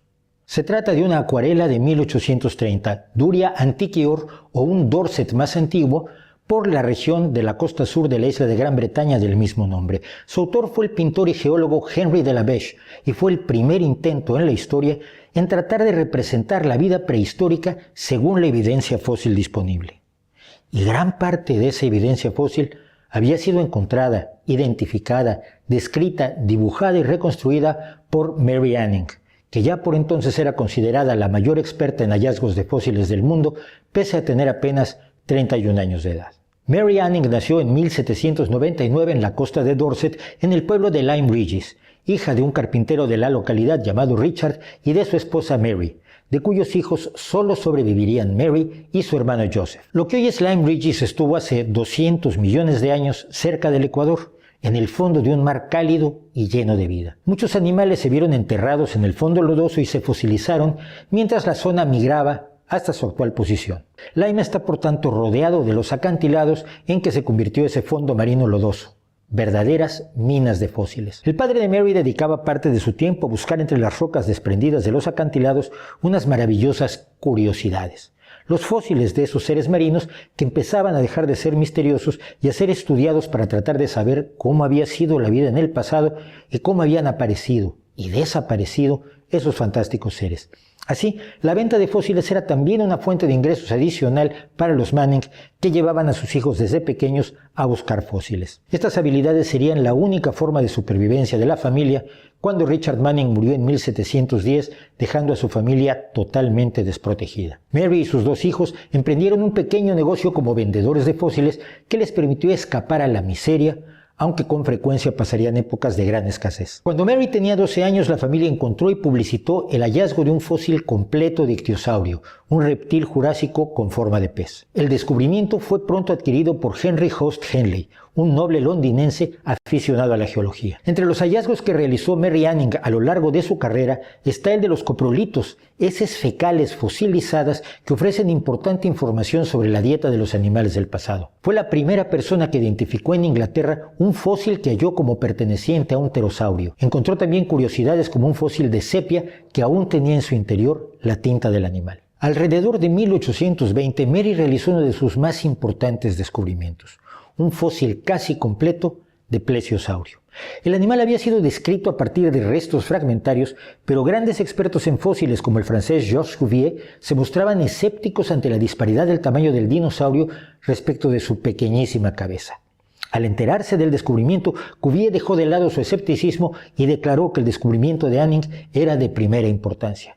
Comenzó entonces una correspondencia con la buscadora de fósiles que duraría hasta la muerte de esta. El plesiosaurio de Mary aún se puede ver en el Museo de Historia Natural de Londres. Cada vez más científicos consultaban a Mary Anning y la iban a visitar a los acantilados de Lyme Regis, no solo por su habilidad para encontrar fósiles, sino porque la mujer, sin ninguna educación formal, había aprendido por su cuenta mucho de lo que sabían los expertos de la época y había desarrollado una habilidad propia de los paleontólogos que incluso hoy puede asombrarnos: la capacidad de saber mucho acerca de un animal simplemente a partir de un fragmento. Sobre ello, la acaudalada Harriet Sylvester escribió que la joven, a la que conoció en 1824, se ha familiarizado tan exhaustivamente con la ciencia que en el momento en que encuentra cualquier hueso sabe a qué tribu pertenece. Y, subrayando la importancia desusada que había logrado tener Mary en una Inglaterra donde la mujer y los pobres eran considerados prácticamente desechables, señalaba: tiene la costumbre de escribirse y hablar con profesores y otros hombres inteligentes sobre el tema, y todos reconocen que ella entiende más de la ciencia que ninguna otra persona en el reino. Pero la fama y el reconocimiento no pagaban las facturas y la familia debía depender de sus relaciones para mantenerse a flote cuando el negocio de los fósiles tenía baches, ya fuera porque no se encontraban fósiles relevantes durante un tiempo o porque no había compradores. El coleccionista Thomas Birch, por ejemplo, que había comprado numerosos fósiles a los Anning, decidió en un momento dado subastarlos para dar a la familia lo recaudado. Tiempo después, el pintor de Duri Antiquior, por ejemplo, mandó hacer una litografía de su acuarela y vendió copias de ella a sus amigos y colegas, donándole a Mary todo lo obtenido. Al final de su vida, sin embargo, llegó cierto reconocimiento. 9 años antes de su muerte, la Asociación Británica para el Avance de la Ciencia le concedió una anualidad y la Sociedad Geológica de Londres le asignó también un ingreso periódico. En los últimos años de su vida, pudo leer que la revista de Charles Dickens, All Year Round, decía de ella: la hija del carpintero se ha ganado un nombre y se ha merecido ganarlo. Mary Anning murió en 1847 de cáncer de mama. Al conmemorar sus 350 años de existencia, la Royal Society de Londres, que no admitió mujeres sino hasta 1945, pidió a un grupo de científicas e historiadoras de la propia sociedad que nombraran a las 10 mujeres británicas más influyentes de la historia de la ciencia, y ellas consideraron que una era Mary Anning, la hija del carpintero. Pese a la relevancia de Mary Anning en la historia de la paleontología británica, y aunque numerosos científicos y coleccionistas de fósiles daban con frecuencia nombre a las especies descubiertas, no fue sino hasta 1878, 31 años después de su muerte, que alguien dio a una especie un nombre destinado a homenajear a Mary Anning: el Tricicloceris anningi, una especie de coral. Sin embargo, aún no se le ha dado el nombre de la paleontóloga a un reptil fósil británico, lo que sería el homenaje más justo.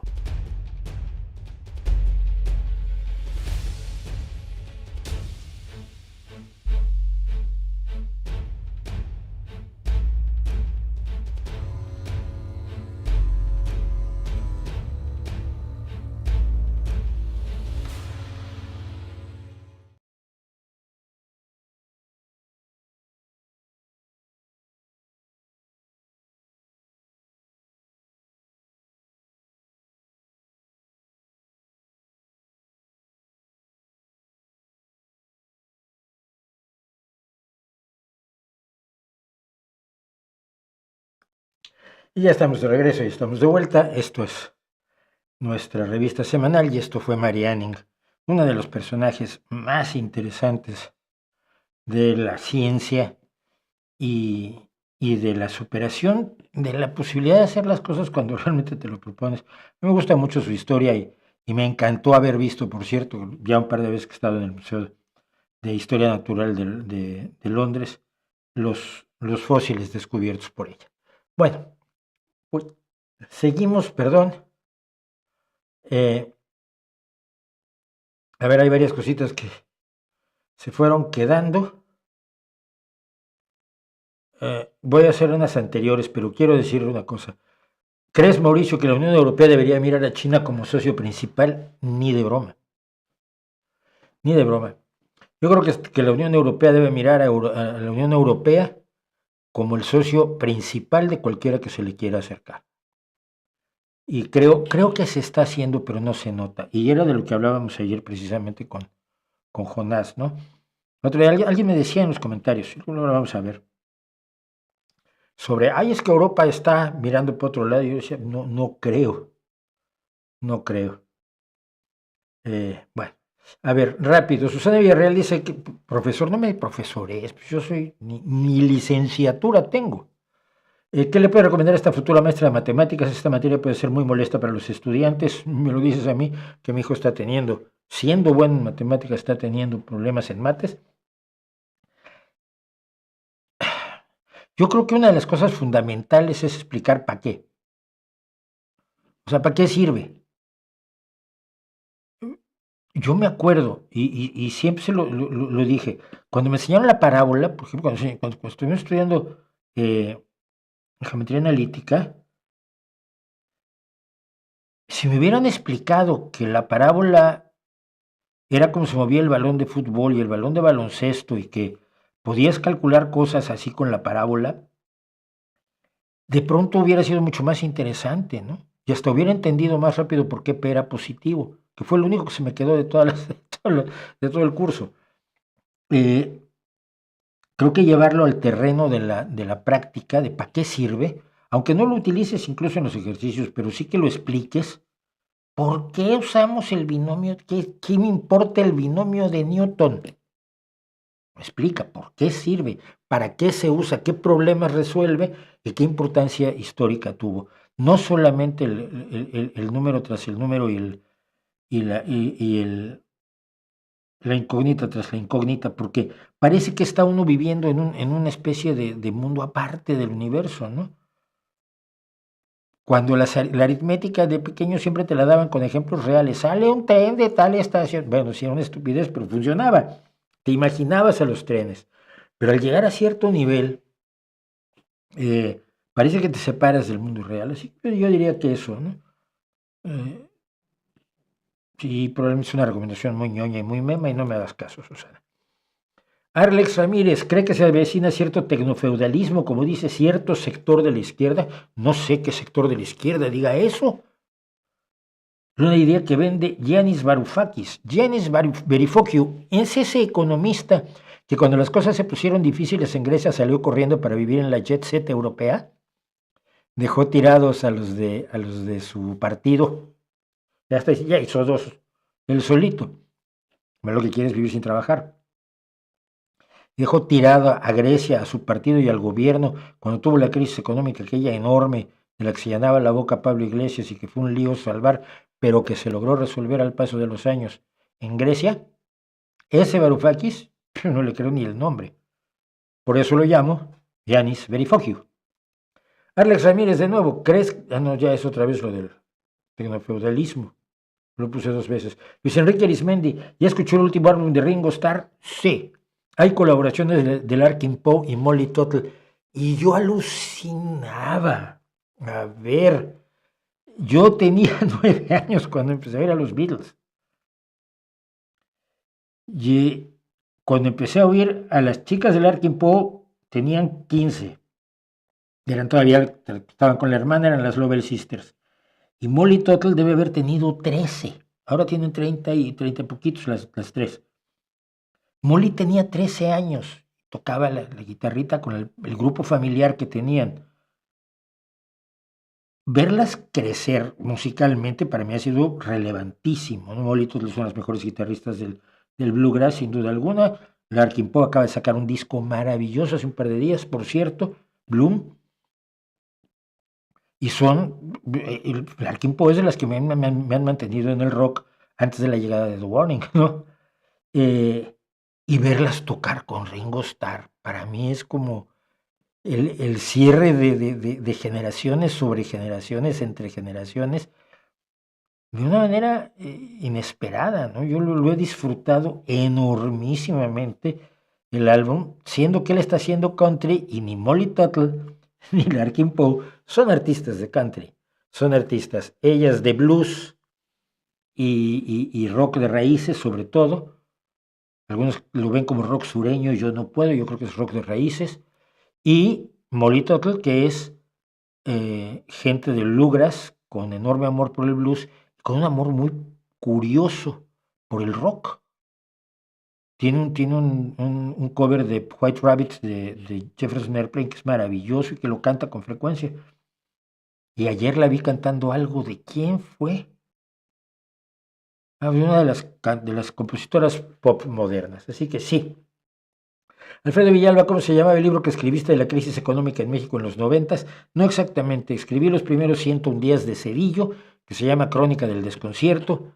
estremecedora relación de los primeros 101 días de Ernesto Zedillo, y está en mi página, en mi blog, Listo para llevar, así, Listo para llevar, está el PDF completo liberado en Creative Commons para que lo veas y lo disfrutes y lo pases muy bien. Ya que hablamos del nazismo y de Israel y esto, voy a meterme en un lío. ¿Qué les parece? Estoy hasta el gorro, hasta la peineta, hasta las orejas, hasta el sombrero de oír que Israel está haciendo lo mismo que hicieron los nazis alemanes en la Segunda Guerra Mundial contra los judíos.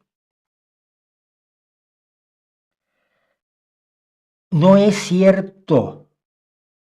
Y yo entiendo que la dinámica de la exageración y la demagogia, esa misma que pide que se llame genocidio a lo que el Tribunal Penal Internacional decidió que no cumplía las características de genocidio, y no por eso era bueno, no era menos bestial, no era menos brutal los crímenes de guerra, los crímenes contra la humanidad que el ejército israelí ha estado cometiendo desde octubre de 2023 hasta el alto al fuego de hace una semana o dos. No es bueno ni es mejor si no le llamas genocidio. Y tampoco es bueno ni es mejor si no lo llamas el holocausto nazi repetido. Israel, en su visión sionista, es decir, ultranacionalista judía, el sionismo empieza con la idea de que volver a la tierra originaria de Israel, de donde salieron los judíos 2000 años atrás, concretamente después de la primera guerra judío-romana, la segunda guerra judío-romana, que fue cuando Roma destruye Jerusalén, la arrasa con todo y el templo el segundo templo creado que había erigido Herodes el Grande. Bueno, y entonces a los sobrevivientes el emperador romano les dijo váyanse a donde quieran, y pues estos se fueron a donde pudieron. A pasarlo mal porque como los declararon culpables del asesinato de Cristo, pues ya te imaginarás qué bien se vive así durante los siguientes 2000 años. Bueno, el sionismo quiere tener el gran Israel que se supone que es la tierra prometida por Dios a los judíos, el Eretz Israel. Las tierras que no son del Eretz Israel te las devuelven, incluso la península del Sinaí, por ejemplo, que Israel tomó en 1967, se la devolvió a Egipto sin mayor problema. Pero las zonas de lo que consideran el Israel histórico, hay grandes grupos, sobre todo ultrarreligiosos, que desean apoderarse de ellos. Incluye la Franja de Gaza, incluye Cisjordania, incluye la margen occidental del Jordán.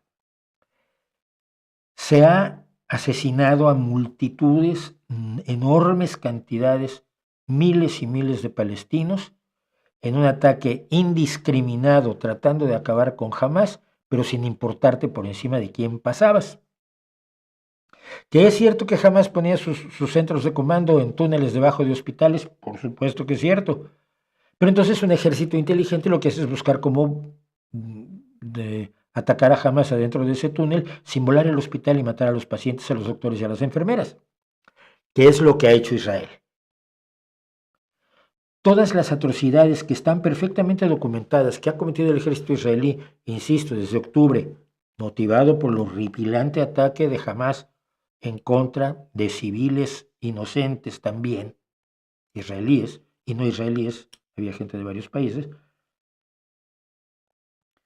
Todas esas atrocidades no tienen nada que ver con lo que fue la idea de aniquilar en su totalidad a un pueblo determinado solo por ser quien es, que fue la idea de la solución final del problema judío. Había que matar a los judíos por ser judíos, no por estar en el territorio alemán, porque originalmente se les quería expulsar.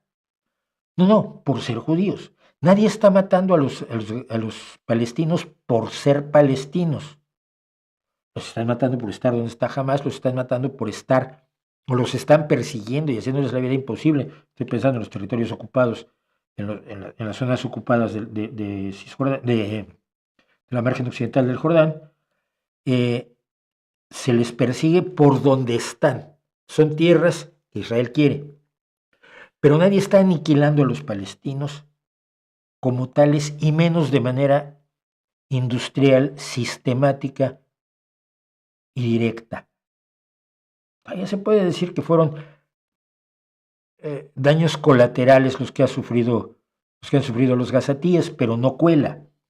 Son mucho más que daños colaterales. Ha sido el bombardeo indiscriminado, con deseos de acabar ocupando esa tierra, que es lo que ya propuso también Donald Trump, que se vaya 1 millón de gazatíes y que se lo ocupe Israel, y ya luego regresan, sí, hombre, van a regresar.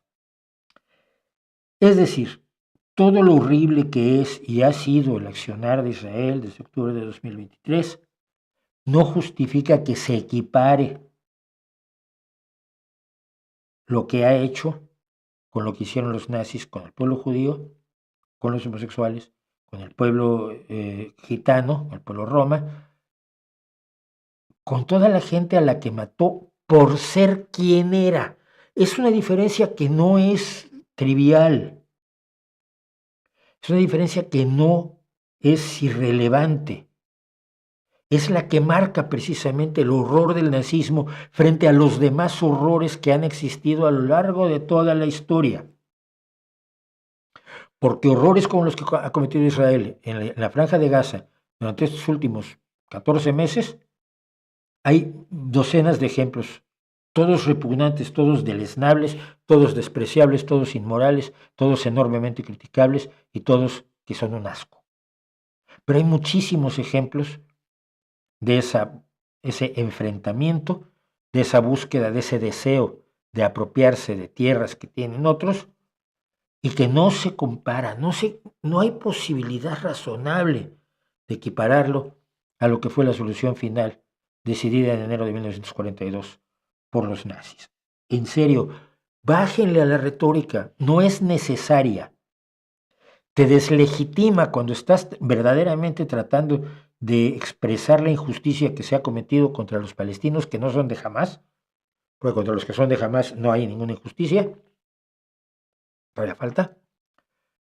Lo que han sufrido los inocentes palestinos, que además eran víctimas de Hamás, porque Hamás en 2015 fue cuando se presentó a las elecciones como, ya no somos malos, y luego no se quitaron de ya no volvieron a hacer elecciones y se apoderaron de todo en la estructura de gobierno de la Franja de Gaza hasta hoy.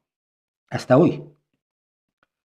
No mejora tu defensa del pueblo palestino, de los gazatíes, de los niños que han sufrido enormemente, no la mejora la pérdida de dimensión respecto de lo que fue el Holocausto. Y dentro de eso hay alguna pregunta que me hicieron el día de hoy. Entonces, por favor, bajémosle a la demagogia, dejémosle la demagogia al enemigo. Ahora me van a decir que si yo soy sionista, las mismas gilipolleces de siempre, porque no dan para mucho más. Bueno. Quiero hablar un poco de México porque esto surgió a raíz de una serie de reportajes que salieron quizás todos al mismo tiempo, quizás de manera concertada por alguna causa. En las coincidencias sabemos que no existen, yo no creo en las coincidencias, pero salieron varios informes al respecto. Pero entonces yo me acordé de algo y curiosamente fue exactamente el 24 de enero cuando se produjo esto, o sea, hace 6 días, donde yo escribí en Twitter: hace exactamente 6 años denunciaba yo la falsedad o la locura de Andrés Manuel López Obrador al prometer la universidad a todos los egresados de la Preparatoria de México. Dije que era demagogia, que era económicamente una imposibilidad, y los muchos salacios Bicromp, ¿se acuerdan el bufón de Jabba the Hutt? Los muchos salacios Bicromp que tenía López Obrador de la 4T me insultaron jubilosos. Este fue el tuit que saqué el 24 de enero de 2018. En 2017, decía yo, hubo 131,000 rechazados de la Universidad Nacional Autónoma de México y 12,000 admitidos. ¿Con qué recursos les va a dar profesores, aulas, mantenimiento, etcétera, a 131,000 alumnos? La UNAM tiene 350,000 alumnos, era lo que tenía en 2018. ¿Cómo la va a ampliar en un tercio? ¿Y mandará sobre el Consejo de Gobierno, la Junta de Gobierno y la Autonomía? Por favor. Pues meses después, cuando AMLO anunciaba ya becas y se tomaba la foto, que es su especialidad, señalaba yo que el problema era el pago de profesores, edificios consumibles, mantenimiento, todo eso que nunca pasó por la cabeza del Mesías ni de sus lamezuelas incondicionales. Y decía yo, ¿qué becas ni qué 8 cuartos? No es cosa de becas, es pagar un 1000% más de docentes en primero de carrera. Es construir aulas para 130,000 rechazados, es equiparlas, es administrar esa avalancha, todo sin un estudio serio al respecto, sacado de... Mientras anunciaba, no habrá rechazados. Se inventaron las universidades del bienestar, por supuesto, para atender a los 300,000 alumnos durante el Lopezato. Iban a ser 600,000, porque son 131,000 rechazados al año, multiplicados por 6, pues son 700,000 y pico. Pero ya solo les daba para 300,000. Y dándole a cada uno, por supuesto, una beca de 2,400 pesos. Estos tienen que regalar dinero. Y durante el sexenio se atacó a universidades, pero la promesa esta no fue sino otro embuste oficial. Esto que se publicó se publicó en 2019, de los programas de las Universidades para el Bienestar Benito Juárez García, pues fue una mera patraña. Y yo decía, en octubre 19 de 2020, ojalá, tengo mis dudas, las 100 universidades de chiste, porque así le decía el doctor Molina, Premio Nobel de Química, que acabó separándose de López Obrador, Mario Molina, un hombre de izquierda, un científico reconocidísimo a nivel mundial, que se acercó a López Obrador para ayudarlo a que la ciencia apoyara al movimiento de López Obrador, pero que se alejó por el profundo desprecio de López Obrador a la ciencia. Y el doctor Mario Molina llamaba universidades de chiste a las universidades del bienestar que se estaba inventando en su cabeza López Obrador. ¿Qué tal van a 2 años de su fundación por la bolsa escrotal del Mesías? Nadie me contestó porque no había respuesta. ¿Cómo iban? Pues no iban. Pero eso sí, lo que había y siguió habiendo fueron ataques del gobierno mexicano contra las instituciones de investigación y las universidades, cosa que sigue hoy porque a las instituciones de investigación se les ha arrancado el 11% más de su presupuesto, según me enteraba yo esta mañana. Todos los que no se pliegan a la adoración del presidente y su partido. Y hoy, decía yo, la verdad estalla. No hubo tales universidades, el dinero como siempre se esfumó, se volatilizó, le pasó que quién sabe. Las promesas dejaron tirados a cientos de miles de jóvenes mexicanos que creyeron no solo en las promesas enloquecidas de López, sino en el apoyo que a este le daban viejos luchadores sociales que resultaron más falsos que un rublo con la cara del Pato Donald. Y ninguno de esos luchadores sociales que antes defendían el derecho de los jóvenes a la educación va a decir ni pío. Con la cartera bien forrada, con esos mismos dineros a los que les pasa, pues que quién sabe, que no sabemos. Y cerraba yo de una manera muy poco educada, lo sé, ustedes me disculpan, pero terminaba yo diciendo, hijos de puta.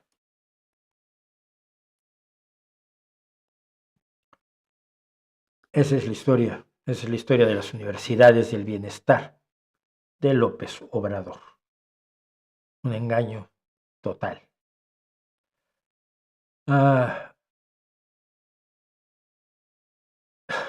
Los prisioneros tienen un tema, él es mi ídolo, no lo conozco. Yo soy fan de los prisioneros.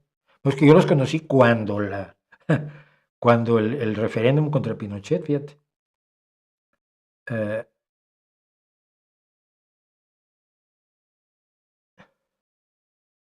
Dice, regreso el en vivo, no sé.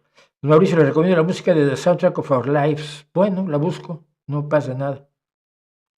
Creo que la mayoría somos de una posición política inclinada hacia la izquierda, pero no lo sabemos. ¿Crees que hay algunas preguntas que ayuden a darse cuenta de su posición? Sí. Creo que tengo un vídeo que se llama Usted es de izquierda y si no lo he hecho es porque lo debería hacer. Sí, yo creo que la gente en general es de izquierda, pero le han contado que no es de izquierda porque le han presentado a la izquierda como no es, o como es un fragmento muy pequeño, marginal, y que yo rechazo también de la izquierda, ¿no? Y les han vendido una derecha que tampoco es real. Les han vendido la derecha, yo estoy por la libertad, dice mi ley. Y luego resulta que era solo la libertad de los que tenían el dinero, ¿no? Y los otros tienen libertad plena de morirse de hambre. Dice, los que te dirán sionista después de tu explicación son los que deberías banear. Esos sí que son brutos, no los que estamos en la orilla política opuesta a la tuya. Pues no sé, Lopesato, qué feo suena por eso. Por eso le digo Lopesato, porque sé que suena de la patada. Bueno, vamos a seguir con otra cuestión que tenía yo planteada aquí, de la que me estaban preguntando. Otra víctima de la quiropráctica. A ver, voy a repetir el pequeño resumen, la cápsula informativa sobre la quiropráctica.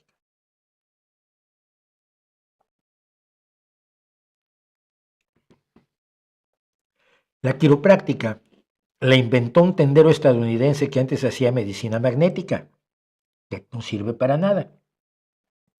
Y él creía que los ángeles lo habían inspirado para fundar la medicina quiropráctica. La quiropráctica tiene un principio esencial. Hay una fuerza vital en el cuerpo humano llamada inteligencia emocional. ¿Sí? ¿Inteligencia algo? No, no era inteligencia emocional, pero era inteligencia algo, que es la vis viva, es la vis viviente, la fuerza vital que tiene el ser humano y que corre por la columna dorsal, por la espina vertebral, por la columna vertebral, por la espina dorsal, por aquí atrás. A veces una vértebra se mueve, creía él. Si a usted se le ha movido una vértebra, sabe que no lo resuelve con quiropráctica, sino que va al médico de inmediato, porque seguro que de allí para abajo no siente, ni puede moverse.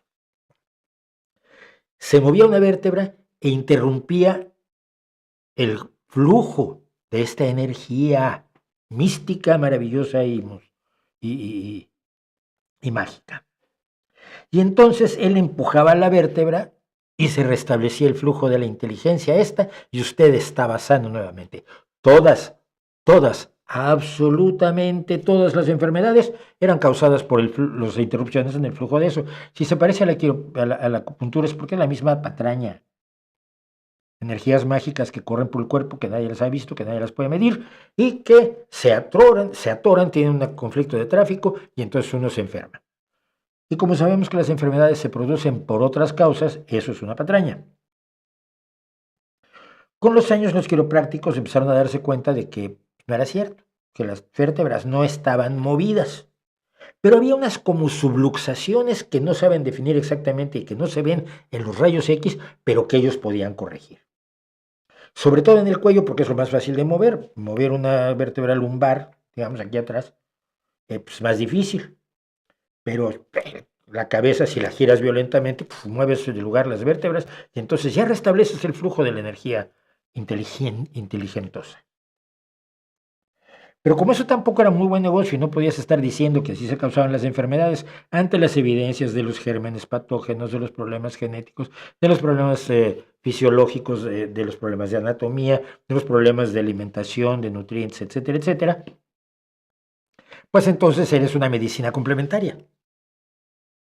Pero sigues tratando a la gente de la misma manera, fundamentalmente apretándole la columna vertebral y girándole violentamente la cabeza en distintas direcciones, diciendo que estás haciendo un ajuste quiropráctico.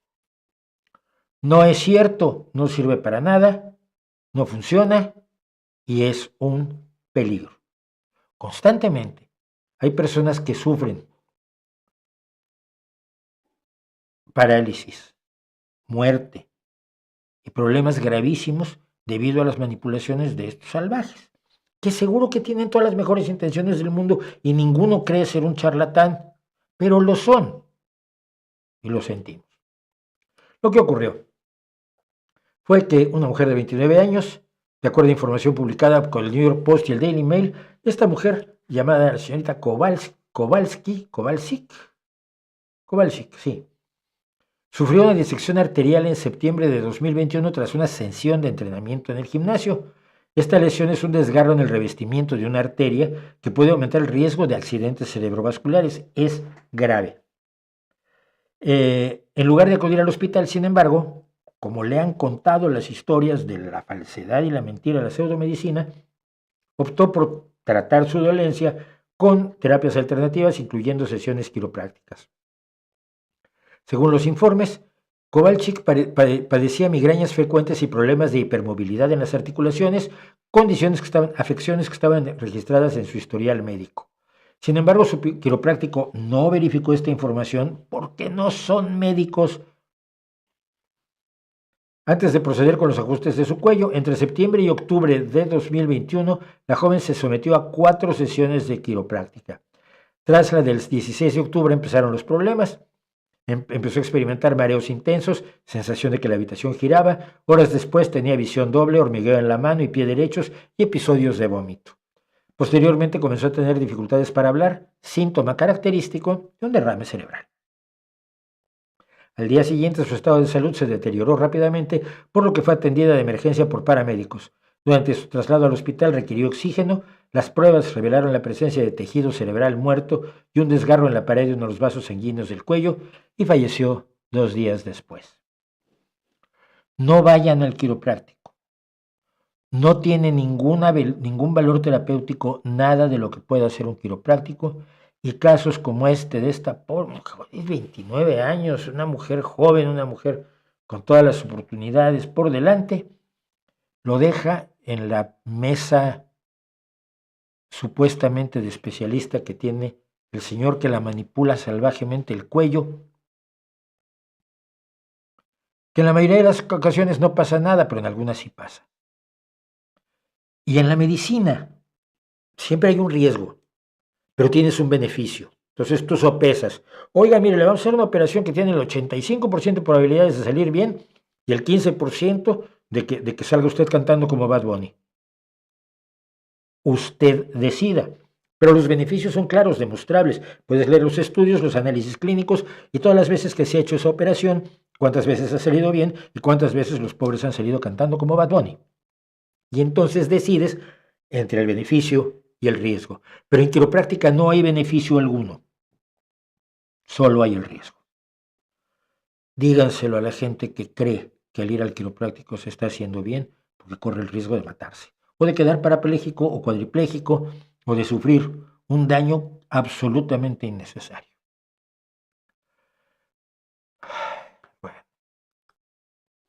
Y ya que estamos con cosas de salud, quiero contar una, que esta además me toca ligeramente de cerca, a ver, tampoco demasiado, pero sí es algo de lo que quería yo hablar.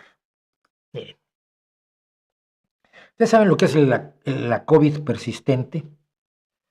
La COVID persistente o COVID larga, long COVID, es una forma de la infección de la COVID, de la COVID-19, de la enfermedad del coronavirus, que es aterradora, brutal y muy dañina. Miren, hace años yo era, hasta 2023, yo seguía mucho a esta chica.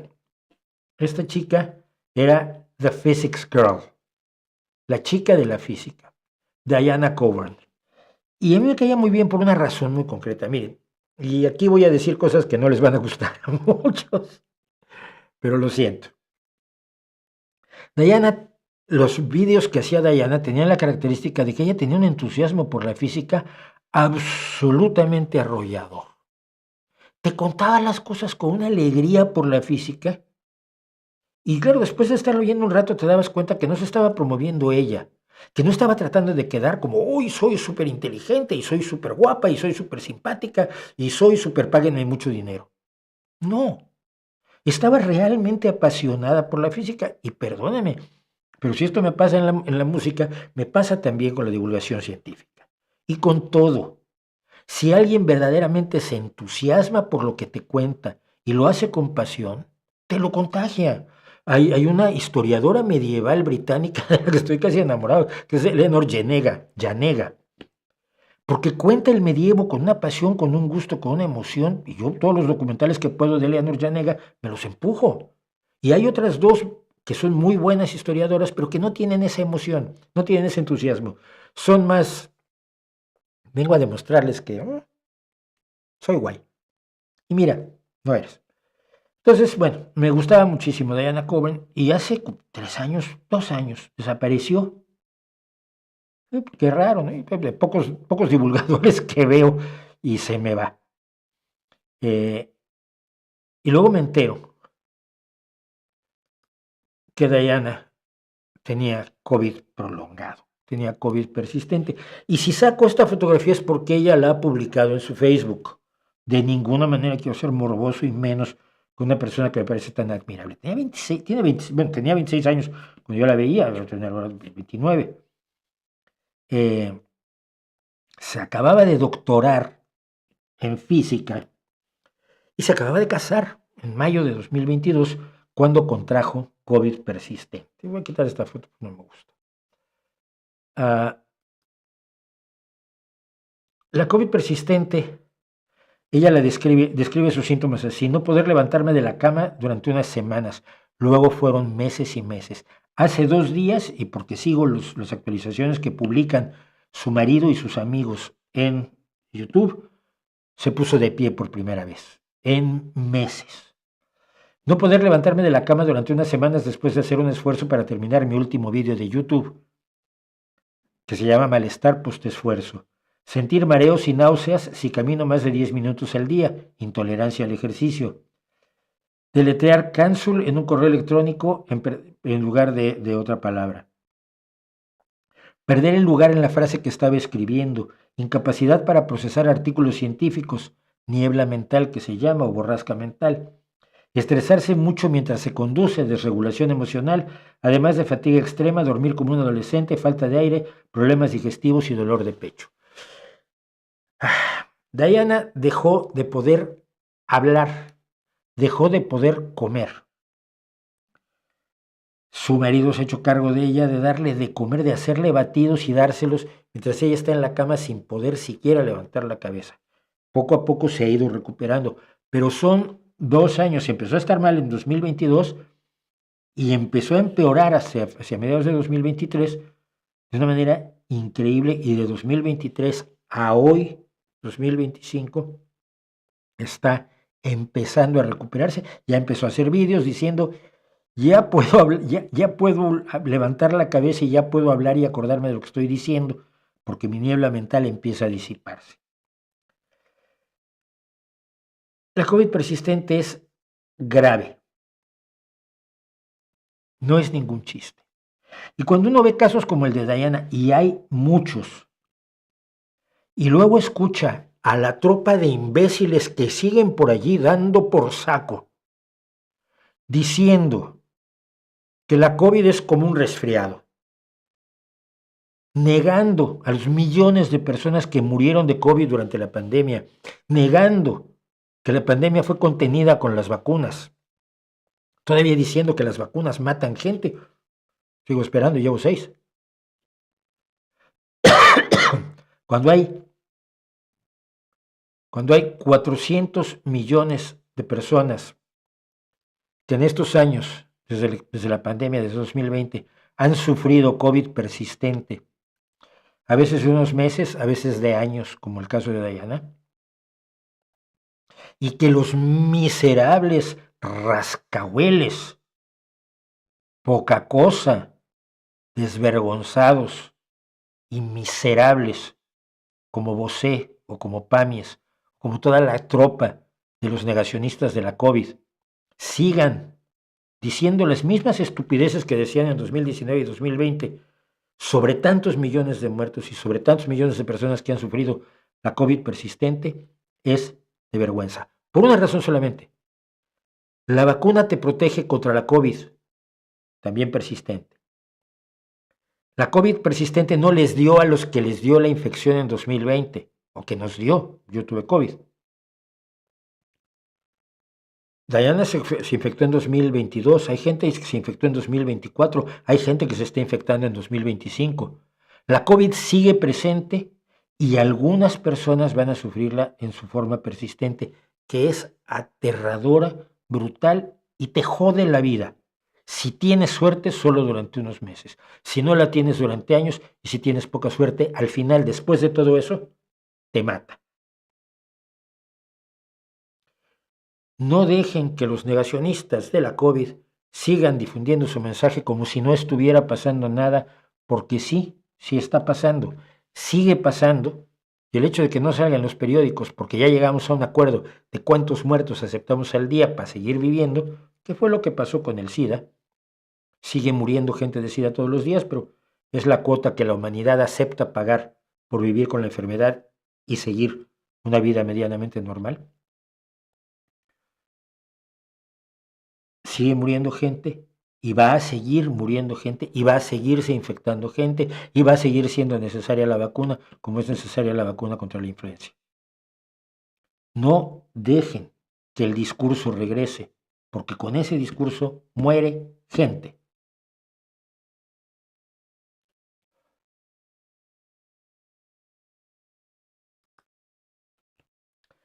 Yo estoy haciendo amigos hoy, pero a dos manos completamente.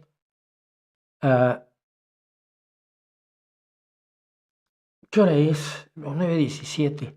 No sé si hacer algo que quería yo hacer el otro día.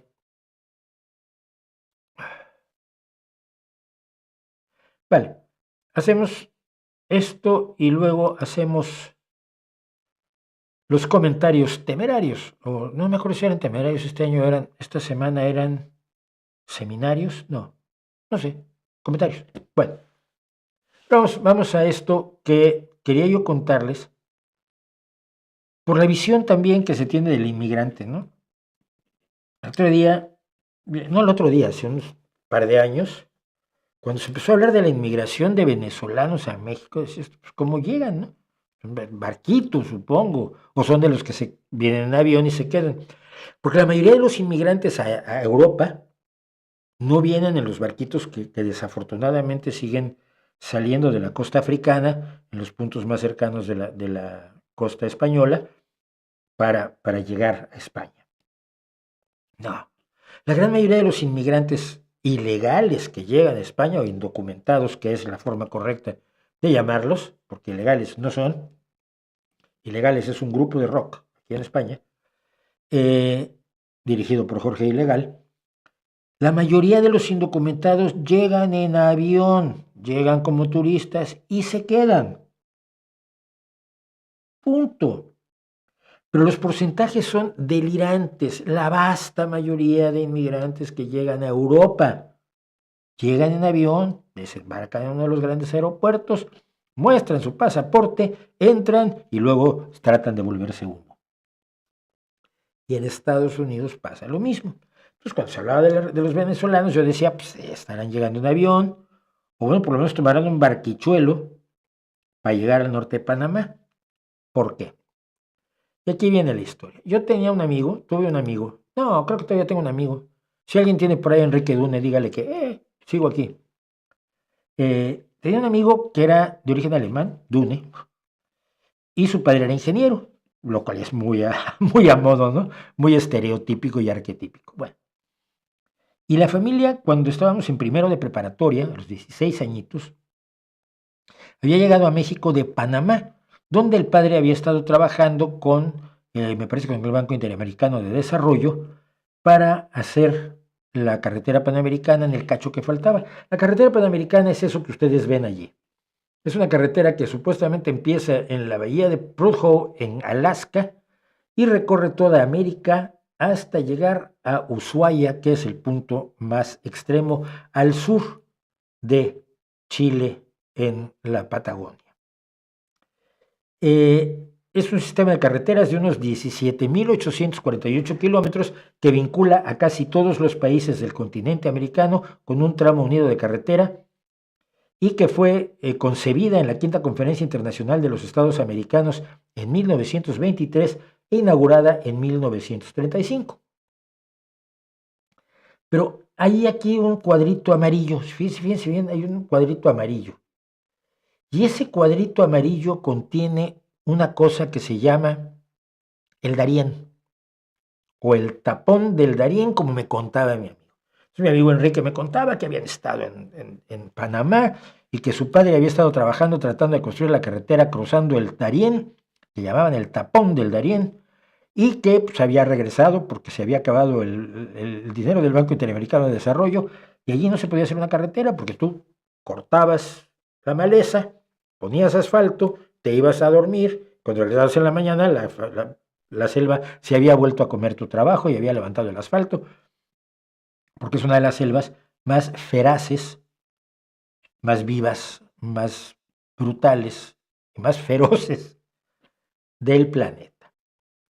Es esta zona, el tapón del Darién, que es, aquí está la frontera entre Colombia y Panamá, porque por ponerla, como yo le podrían poner la forma que quieran, es tierra de nadie. No puedes hacer una carretera a través de eso. Es una selva que tiene todas las características que tienen las bonitas selvas tropicales de América Latina, multitud de animales venenosos de todo tipo, falta de condiciones adecuadas para la supervivencia humana, aunque hay algunos grupos humanos, por supuesto, que sobreviven allí, y es la selva más lluviosa del mundo. Una de las razones por las que puede crecer tan notoriamente en pocos días es precisamente por eso. Es una selva brutal donde hay cero servicios y ahora además hay grupos delictivos. ¿Y por qué hay grupos delictivos? Bueno, porque aquí, ustedes ven, está Colombia y un poquito más allá al noreste está Venezuela, que ha expulsado a 8 millones de ciudadanos. Y la gente, esos inmigrantes que Trump considera que han sido traídos de las cárceles y de los psiquiátricos de los países latinoamericanos, esa gente llega allí a Colombia, a donde empieza la parte verde, y cruza a pie el tapón del Darién.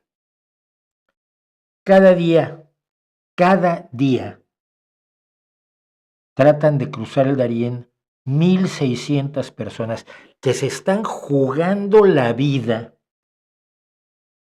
para huir de las condiciones en las que están y tratar de conseguir un trabajo mal pagado de 10 horas diarias, 7 días a la semana, en los campos que dan de comer a los estadounidenses. Y encima son los criminales. Y por supuesto, con el cruce de 1,600 migrantes al día, pues hay grupos delictivos que se dedican, ya lo sabe, ya se lo imagina usted, a extorsionar, a abusar, a violar a esos inmigrantes que tratan de cruzar el brutal tapón del Darién con el que no pudieron aquellos ingenieros del Banco Interamericano de Desarrollo, ni nadie ha podido. Panamá y Colombia han intentado hacer algo con el tapón del Darién y se la juegan de verdad todos los días. 55% de los migrantes y refugiados son ciudadanos venezolanos, seguidos por 14% de haitianos, 14% de ecuatorianos, además de ciudadanos chinos, no sé cómo, colombianos e hijos de haitianos nacidos en Chile y Brasil. También se han registrado personas procedentes, alucinen ustedes, de Afganistán, de Nepal, bueno, de Perú, es más lógico, según datos del Alto Comisionado de las Naciones Unidas para los Refugiados. Esto es, como me lo contaron a mí, en 1971, el infierno, el verdadero infierno selvático. Ríete tú de las películas de Tarzán y ríete tú del Amazonas incluso. Migrantes que crucen el Darién serán multados con $5,000. Eso ya es. Esto recuerda tanto aquel chiste de se prohíbe cruzar la autopista a pie, los sobrevivientes serán multados, porque no sobreviven todos. Y vean en qué condiciones. Esto no es gente que vaya con la ropa y los materiales adecuados para cruzar una selva feroz. Van como yo me voy a tomarle fotos al partido de base del baloncesto de mi hijo los sábados. Vean ustedes a esta gente. Por supuesto son objeto de atención periodística en enorme cantidad. Si no se han fijado bien, en la elipse de abajo a la izquierda, o sea, en el cuadro, la captura de pantalla de abajo a la izquierda, en la esquina inferior derecha, no se pierdan al caimán. No es un cocodrilo. Los cocodrilos existen, por supuesto, en Egipto, en el, en el Nilo, y lo que hay aquí son caimanes de tamaños considerables también. Cuando hables mal de los inmigrantes, acuérdate que esta gente ha cruzado la selva más difícil del mundo para luego seguir subiendo por todo Centroamérica, que no es un paseo, llegar a México a ser presas de los narcotraficantes, de los delincuentes, de la Guardia Nacional, del Ejército, de la policía de cada uno de los estados que tienen que cubrir y de quien se ponga a tiro para llegar un día a la frontera de Estados Unidos con la esperanza de tener una vida mejor. Son todo menos delincuentes y merecen todo el apoyo del mundo. Y yo que recuerdo solo había un grupo, las doñas, las mexicanas, que a los que venían subidos en los trenes de carga les daban, o les siguen dando, no lo sé, de comer. El tapón del Darién para mí fue una leyenda desde que era yo pequeño y me es absolutamente asombroso ver gente con una gorra, una camiseta, unos pantalones, sin botas, probablemente en sandalias, en guaraches o cuando mucho en unos zapatitos deportivos, cruzando aquel infierno.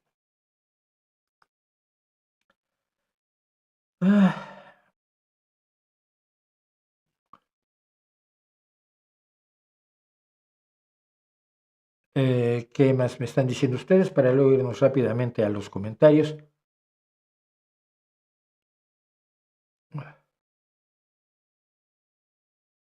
O sea, en serio, Luis Ardila, ¿hace algo bien Petro y tienes que venir a hablar mal de él porque te duele ideológicamente o qué? No tiene las motivaciones correctas, sino que busca réditos políticos. Más o menos tú cuando te graduaste de telépata, Luis. Porque si tú sabes cuáles son las motivaciones de una persona a la que no conoces personalmente, eres telépata. Y si eres telépata, sabes exactamente lo que estoy pensando de ti en este momento, ¿no? Que no juegues tan bajito cuando están defendiendo a los inmigrantes colombianos. A los que se está defendiendo aquí es a tu gente, a los más vulnerables. No te pongas contra ellos, ¿no? Digo, la elegancia tiene su valor.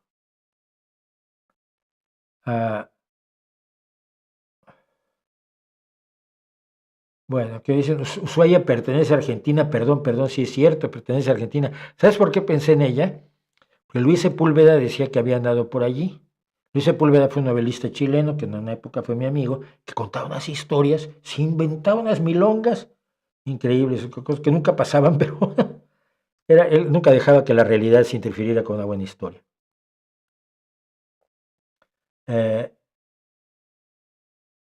¿No hay barcos que crucen el Golfo de Darién? Sí, claro que los hay, pero te cobran. Y esta gente viene con lo mínimo, ¿no?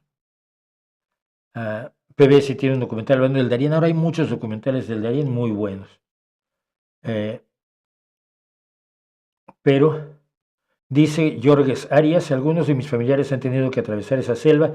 Me han contado historias dantescas, desde violaciones hasta cadáveres pudriéndose. Pues ya ahí nadie te va a enterrar mucho, ¿no? Contado pues esta historia, vamos a los...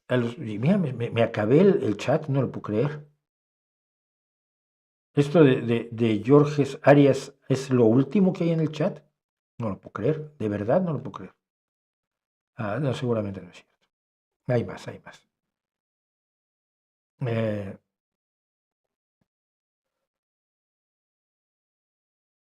Las negacionistas oportunistas argumentan de manera poco menos que ridículas o repiten como loros aduladores. Sí, pero convencen a gente que no se está vacunando. Yo lo he hablado con los médicos de aquí, del centro de salud, precisamente la que me fui a vacunar, ¿no? Porque yo les decía, cuando llegué a vacunarme con mi hijo, dice, gripe, COVID a las 2. Le dije, las 2, y si tienes otra, aún me la dio una vez. Porque, no, me está salvando la vida, porque yo soy un señor mayor. Mi hijo también se pone las 2, más tiene asma. Pero entonces, lo que tenemos ahora es un señor como Robert F. Kennedy, cuya influencia va a mover aquí, va a empujar a los PAMIs y a los Ríquez Jiménez y a toda esta tropa de salvajes, a los de la quinta columna, que siguen allí, los que empezaron con la onda COVID, con la onda antimascarillas, allá por 2019-2020, que yo incluso fui de los primeros, eso sí, me congratulo en haber sido de los primeros que los exhibió aquí en un periódico en Asturias. No tenía yo acceso a periódicos nacionales, pero aquí en Asturias les dimos una buena revolcada. Bueno, ustedes saben que la gente comenta, y cuando la gente comenta, me da el derecho a contestarle a sus comentarios, aunque algunos no están muy convencidos de que así debiera ser, sino que yo debería callarme la boquita. Pues he decidido no hacerlo. Entonces, en esta ocasión, estos son nuestros comentarios suntuarios.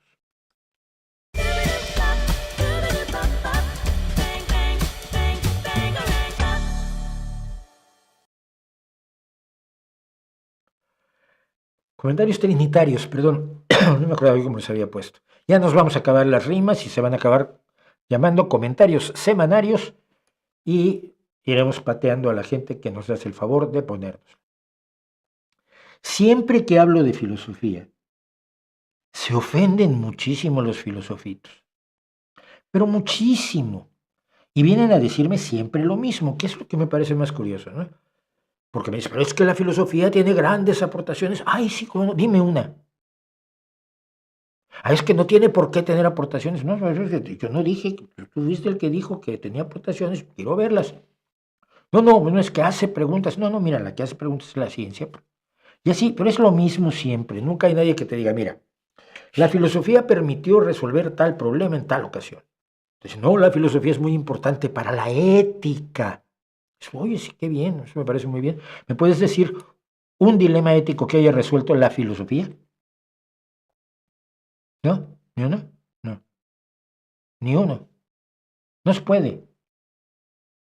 La ética no ha resuelto ningún problema ético, porque voy a echar mano de la ética para resolver problemas éticos en vez de echar mano de la realidad, de los hechos, de los datos, del sentido común y de las mejores opciones de la vida real. Bueno, pero así los tengo yo muy enojados. Y entonces, empezamos con nuestro primer compañerito, que es Rafael Pérez 5834. A esto siempre lo dicen. ¿Haces filosofía de la ciencia? ¿Lo sabías? Te atrapé. Estás rezando. Es como los que me atrapan cuando digo Dios mío. No dice nada cuando digo por Zeus o cuando digo por Tutatis. Por Odín ya casi no lo digo. Pero cuando digo por Dios, tú eres ateo, pero dijiste por Dios, ajaja, te atrapé. Estás rezando. Entonces Rafael Pérez 5834 dice, ¿haces filosofía de la ciencia? ¿Lo sabías? Y yo le contesté, mira, eso dicen los bobos que a pensar le llaman filosofar, sin darse cuenta de que deslegitiman la profesión, sus diplomas y la lata que dan. Lo que quiero decir allí es que, en resumen, si yo estoy haciendo filosofía de la ciencia sin necesidad de la carrera, los que hacen la carrera están perdiendo el tiempo. Diego Occhipinti, creo que se pronuncia en italiano. Creo que usted no está adoptando una postura científica, sino cientificista. Y siempre sale. que contradice las bases mismas del pensamiento científico. ¿Por qué? No me dice. Por otro lado, ya vio, entre otras falacias, utiliza la falacia ad hominem como fundamento de una no argumentación. La filosofía y la ciencia, y aquí es donde te dicen, la filosofía y la ciencia deben estar hermanadas e interconectadas, la una sin la otra se perjudican mutuamente. Es una afirmación gordísima, pero no podrías sustentarla. Así como sustentas la otra de que el cientificismo que tú dices que existe, que yo nunca he visto, contradice las bases del pensamiento científico. Bueno, no lo hizo. Así que le digo yo, lo que tú creas, como las creencias de todo filósofo, no tienen ninguna validez. Lo que haces es precisamente un ad hominem. Me acusas de una posición cientificista que no defines, que supones denigrante y con la cual me haces a un lado sin contraargumentar. Tampoco sustentas tu creencia religiosa de que la filosofía, que no hace nada, y la ciencia, que te permite incluso decir esta tontería en YouTube, deben estar hermanadas para que los licenciados en filosofía sigan viviendo sin trabajar. Solo dan homilías y se ven impotentes ante los argumentos. Filosofismo, pues, ya dijimos que si hay cientificismo hay filosofismo, y tengo un video que pueden ustedes, por supuesto, ir a disfrutar, que se llama Filosofismo. Giovanni Valencia 7017, el problema de mucho del jazz moderno es que está más hecho para que lo escuchen los músicos, las canciones son más hechas como ejercicios de jazz que algo emocional. Y yo le contesto, contundente, exacto, no es música para el público. Y esto me pasa en todas las artes, y como me pasa en la divulgación. Yo hay cosas de jazz o cosas de artes plásticas que entiendo que están hechas para pantallar a los colegas. Mira, soy capaz de esto. ¡Qué técnica, qué maravilla! No, y lo hago en 7 octavos para luego hacerlo en 9 quinceavos y corro a 17 veintiunavos. ¿A que tú no has manejado el tiempo así? Pues no, la verdad, bien. Oye, qué bien está tocando fulanito. Pero es más frío. Me pasa con Ingrid Malmsteen en la guitarra. Lo siento frío, no me dice nada. No es Nuno Betancourt, por ejemplo, o no sé, Buddy Guy, que es uno de los guitarristas que más me hace llorar cuando quiere el tipo, o Popachovi. Bueno, no es música para el público, cuando no es pintura para el público, cuando es para los críticos o para los expertos o para los colegas, a mí déjenme fuera. A mí me interesa la música que es para contarme cosas, a mí como público, nada más. Luego, dice, señor Mauricio, no me digan señor, soy Mauricio.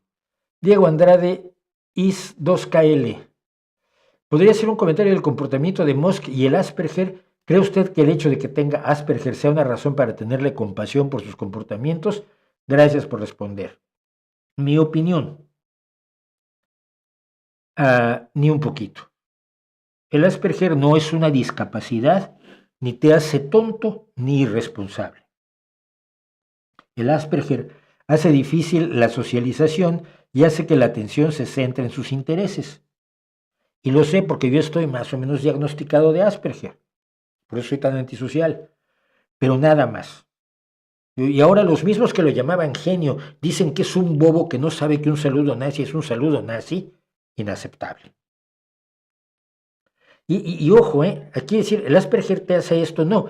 Llamamos Asperger, que tiene Asperger a una persona que tiene eso, problemas para socializar, que luego se clava mucho en cosas, luego ya se aburre, es lo que me pasa a mí.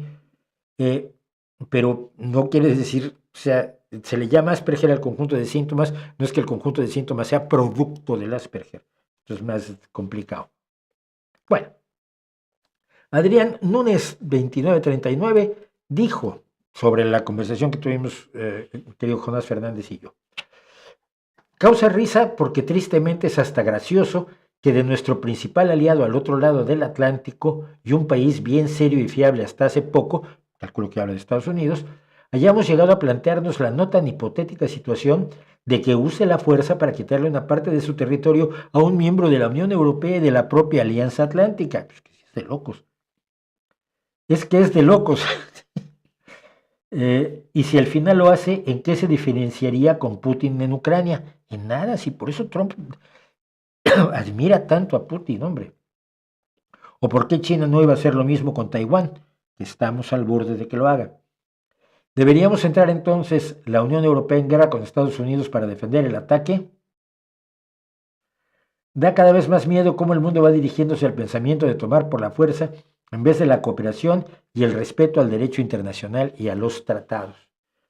Simplemente tiene toda la razón del mundo. Pero yo simplemente le puntualizo, si Estados Unidos ataca a un país europeo, no hay opción. Por respeto a los tratados internacionales, hay que defender al país europeo. Y Estados Unidos lo sabe.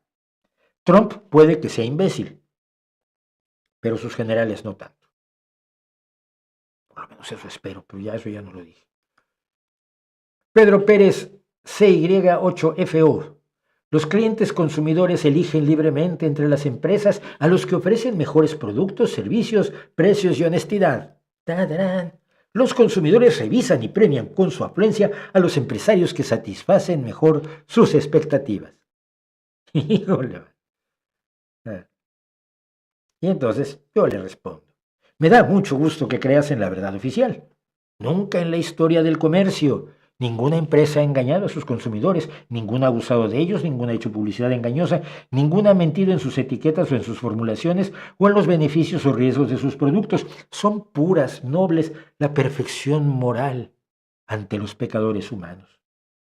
Y claro, todos los consumidores están plenamente informados del todo sobre las empresas, sus prácticas y sus productos. Son todos universitarios y se leen 3 periódicos al día, además de Nature y Science, todos los meses. Por eso nunca hay escándalos con las empresas, sus productos, sus prácticas, sus precios y sus relaciones con el mundo a su alrededor. ¿Te interesa comprar la Torre Eiffel? La quiero vender para comprarme el Big Ben que tienen de oferta. O sea, quienes tienen este pensamiento como el Pedro Pérez se olvidan de todo lo demás. No es cierto, cuando la insulina solo la fabrica una empresa, estás jodido. Cuando hay monopolios, cuando hay abusos, cuando hay un montón de cosas, que para evitarlas existe la idea de regular a las empresas en vez de dejarlas hacer lo que les salga del forro de allá abajo. Pero hay gente que sigue creyendo esto. Bueno. Boris Eduardo Sanabria Pérez 8291 dice, el ciclo de la historia se repite casi al pie de la letra y los europeos se hacen de la vista gorda. Esto cuando explicaba yo de Auschwitz al saludo de Moscú. Y mi pregunta, tampoco es muy complicado, es, ¿dónde se hacen de la vista gorda? Dame los casos en los que te basas, por favor.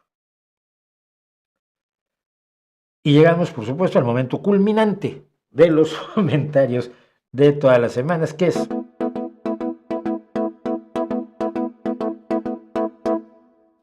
y el tonto comentario de la semana es de El Yui. ¿Cómo me gustaría tener tu nombre y tu foto, papá? Y me dice, increíble que te hayan pedido un debate con Laje, teniendo en cuenta que sos totalmente irrelevante y nadie te ve. Y le respondo, ¿me ves tú?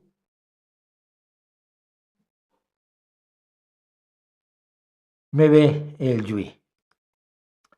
Carlillos de 8M me dice, ¿por qué? Pero entonces, hablé de la filosofía y el estudio de la conciencia, dice, pero entonces, ¿por qué la licenciatura de filosofía se seguirá ofreciendo en las universidades si no tiene sentido? Yo respondo, es lo que vengo preguntando yo hace mucho, mucho tiempo.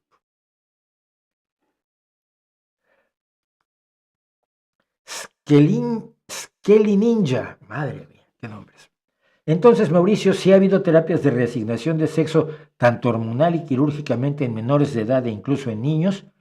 Pensé que era un mito que la derecha está propagando. Y le he tenido que responder. Sí, claro que las ha habido y las hay. pero están en retirada. Se pensaba, y esto hay que dejarlo muy claro, o sea, más que maldad hay estupidez.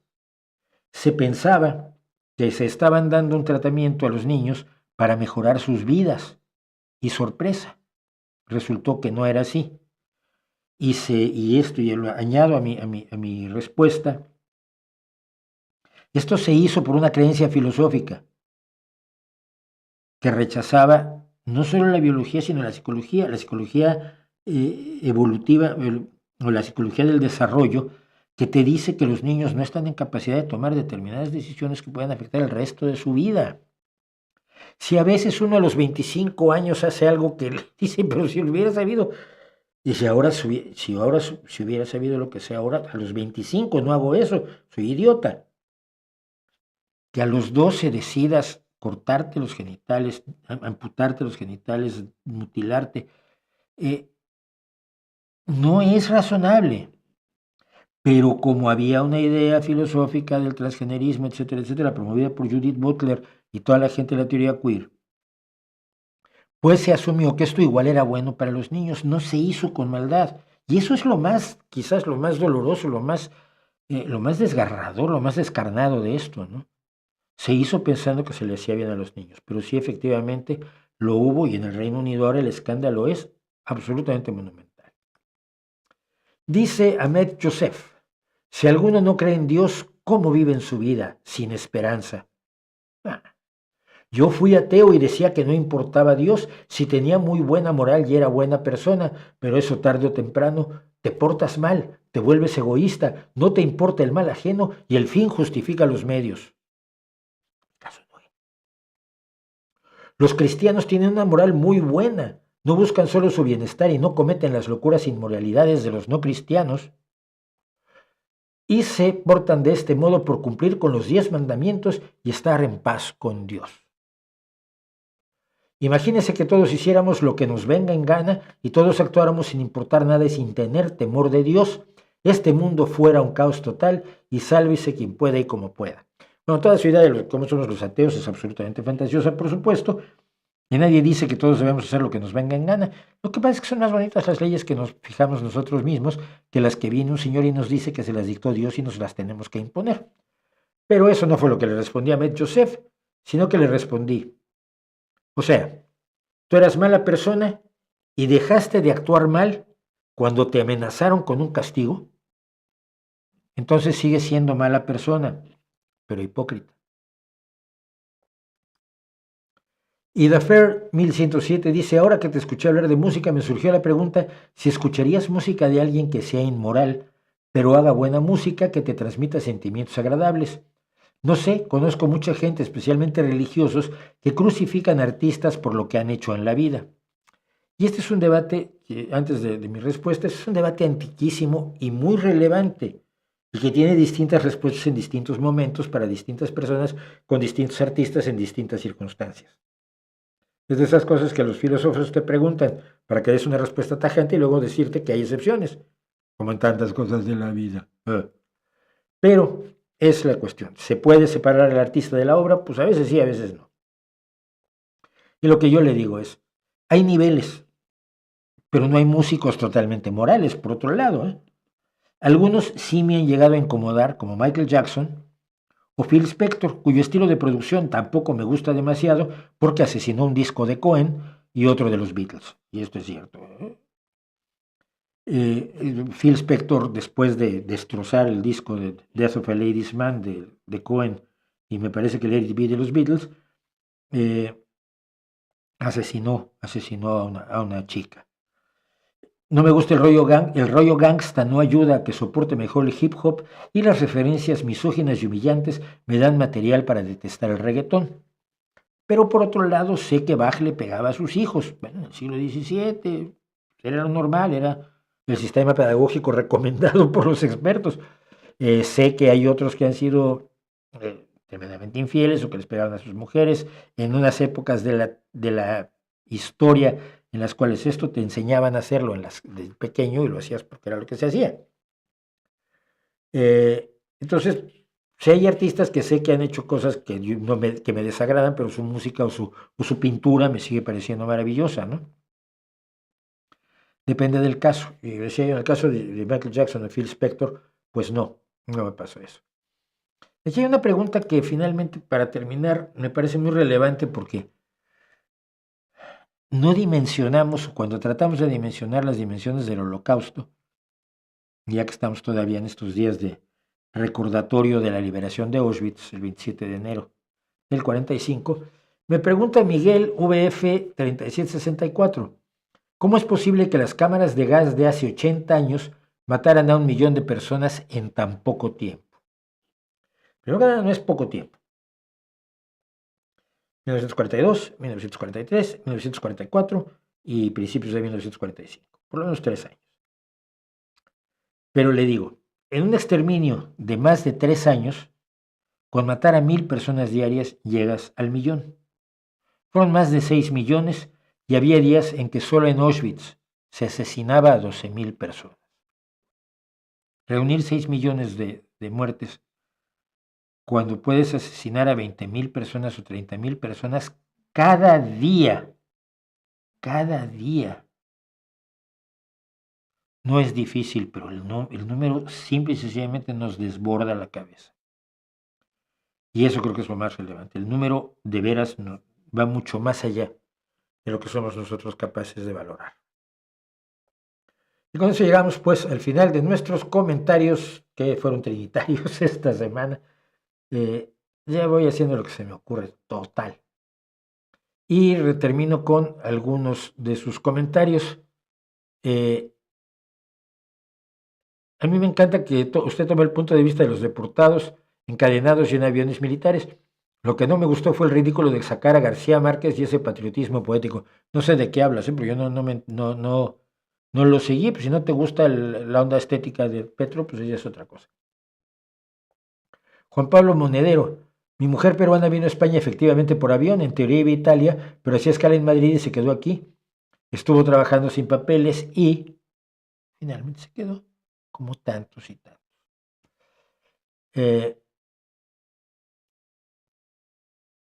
Me gustaría mucho leer El Rey va desnudo, podrían pasar a digital, toca leerlo, leer El Rey va el cuento es El traje nuevo del emperador de Hans Christian Andersen.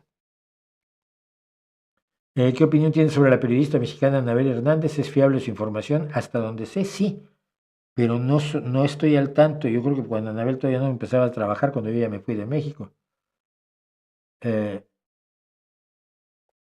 Dice Juan Pablo Monedero también sobre su esposa peruana. Un día en Plaza de Castilla la paró un policía y la arrestaron. Tuvo que volver a Perú y pedir arraigo. La mujer que la contrató para limpiar su casa le tuvo que hacer contrato y así pudo venir. Es uno de los grandes errores de la legislación española, y yo lo he hablado mucho, mi chica es abogada, que para puedas volver, para que puedan contratarte legalmente en España, tienes que volver a tu país de origen y que te den el contrato allí, y luego tú tienes que hacer la oferta de empleo primero aquí. No es lógico y implica un gasto y un gasto emocional, no solo económico, terrible para la gente. Dice, eso que deberían estar haciendo todos los mandatarios, exigir dignidad para sus deportados, dignidad que tuvieron que salir a buscar a otro país ya que en el suyo no la encontraron, y es cierto, es cierto. Marianne Faithfull ha muerto a los 78 años. ¡Wow! Era preciosa. Cantaba divinamente, pero era sobre todo una mujer de un atractivo muy especial. Digamos así, yo la recuerdo, por supuesto. ¿Qué piensas de Byung-Chul Han? Precisamente el otro día me preguntaban que si había yo leído algo, sí leí alguna tontería que dijo que era tan absolutamente absurda. Él cree que nos está explicando la realidad cuando no sabe ni la ciencia necesaria para poder hacer las especulaciones que hace. Opino que es un filósofo listo, que se las arregla para vivir sin trabajar, viéndole la cara a la gente. ¿Qué tiene de malo el hispanismo? No fuera del supremacismo cultural, nada. Bueno, eso y la distorsión de la historia, ¿no? Pero de ahí en fuera nada. Bueno, eso y la idea de que tenemos que unir a América Latina bajo la égida y las órdenes de España para luchar contra el Reino Unido, nada. No tiene nada de malo. Bueno, eso y que tienes que ser religioso porque el hispanismo incluye la gloriosa cultura católica, que para ellos es de lo más importante, pero fuera de eso, nada, ¿no? Nada. Pueden servir como rimas patibularios, incendiarios, estrafalarios. Estrafalarios me gusta. El hispanismo se basa en un lenguaje de origen hispánico para tratar de unir a países tan distintos como México, Argentina, Uruguay o Nicaragua, cosa bastante ilusa. Sí, tenemos un idioma común y tenemos unas bases culturales comunes, pero otras bases culturales que no son comunes, pero esas tienes que dejarlas de lado. Eso dice el hispanismo, pero fuera de eso no tiene nada de malo.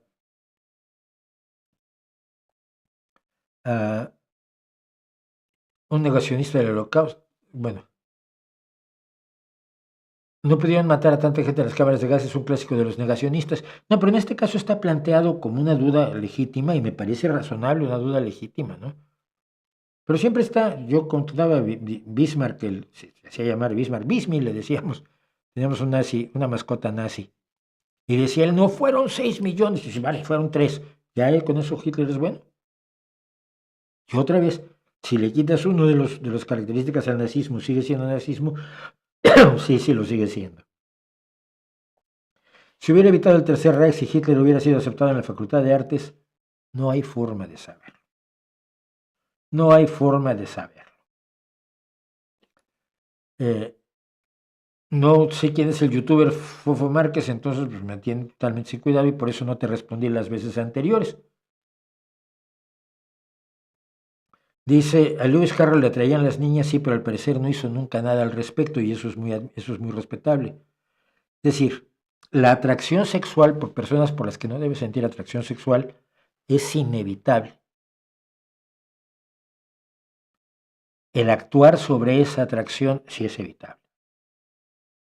Sí es evitable y parece que Lewis Carroll nunca actuó sobre ella.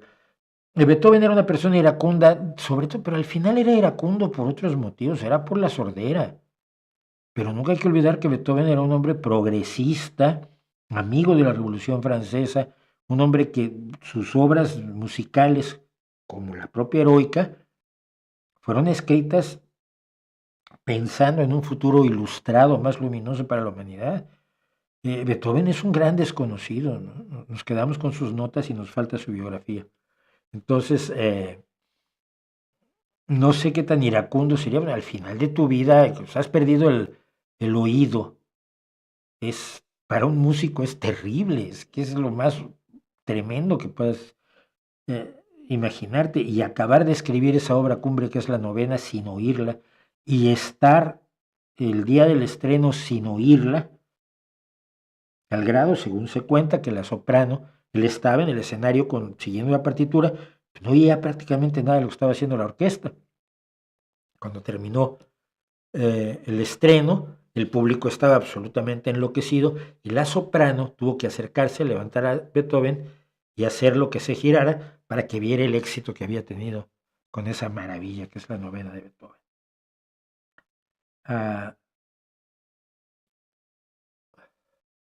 Bueno, pues con eso son las 21:59 y creo que llegamos al final y además de una manera muy especial, porque creo que salvo la galería, lo hemos hecho absolutamente todo lo que tenía yo preparado, que luego no lo puedo hacer todo y hay cosas que se van quedando a lo largo de las semanas que al final ya se vuelven irrelevantes. Me gustaría poder siempre tener más, pero es más tiempo. Otro streaming a la semana, sí, como no, encantado de la vida. ¿Con qué recursos los hacemos? Si hubiera los recursos, les puedo a ustedes asegurar que no hay cosa que tenga más ganas de hacer yo que esto. El canal, el streaming, los vídeos, el nuevo canal con las historias que vamos a contar en el nuevo canal. Eso me entusiasma mucho más que cualquier otra cosa, pero no me puedo dar el lujo de permitírmelo más allá de lo que ya me lo permito, aunque a veces ni siquiera así me da la vida. Así que, muchísimas gracias. Esto fue El Rey va desnudo en su versión de los jueves que se llama Revista Semanal, donde hemos inteligentemente pasado revista sobre algunas cuestiones que pasaron esta semana. Yo soy Mauricio José Schwartz, lo he sido durante mucho tiempo, pretendo seguirlo siendo, y mientras tanto, mientras nos vemos el próximo miércoles nuevamente, donde tendremos otra conversación muy interesante, por cierto, creo. No. Que es muy interesante, sí. Pues creo que la vamos a tener, pero no estoy muy seguro todavía. De aquí a que nos veamos el próximo miércoles con otra conversación y el jueves aquí, en nuestro streaming de solo 3 horas conmigo hablando sin parar, ahí les dejo mi reputación para que la hagan pedazos.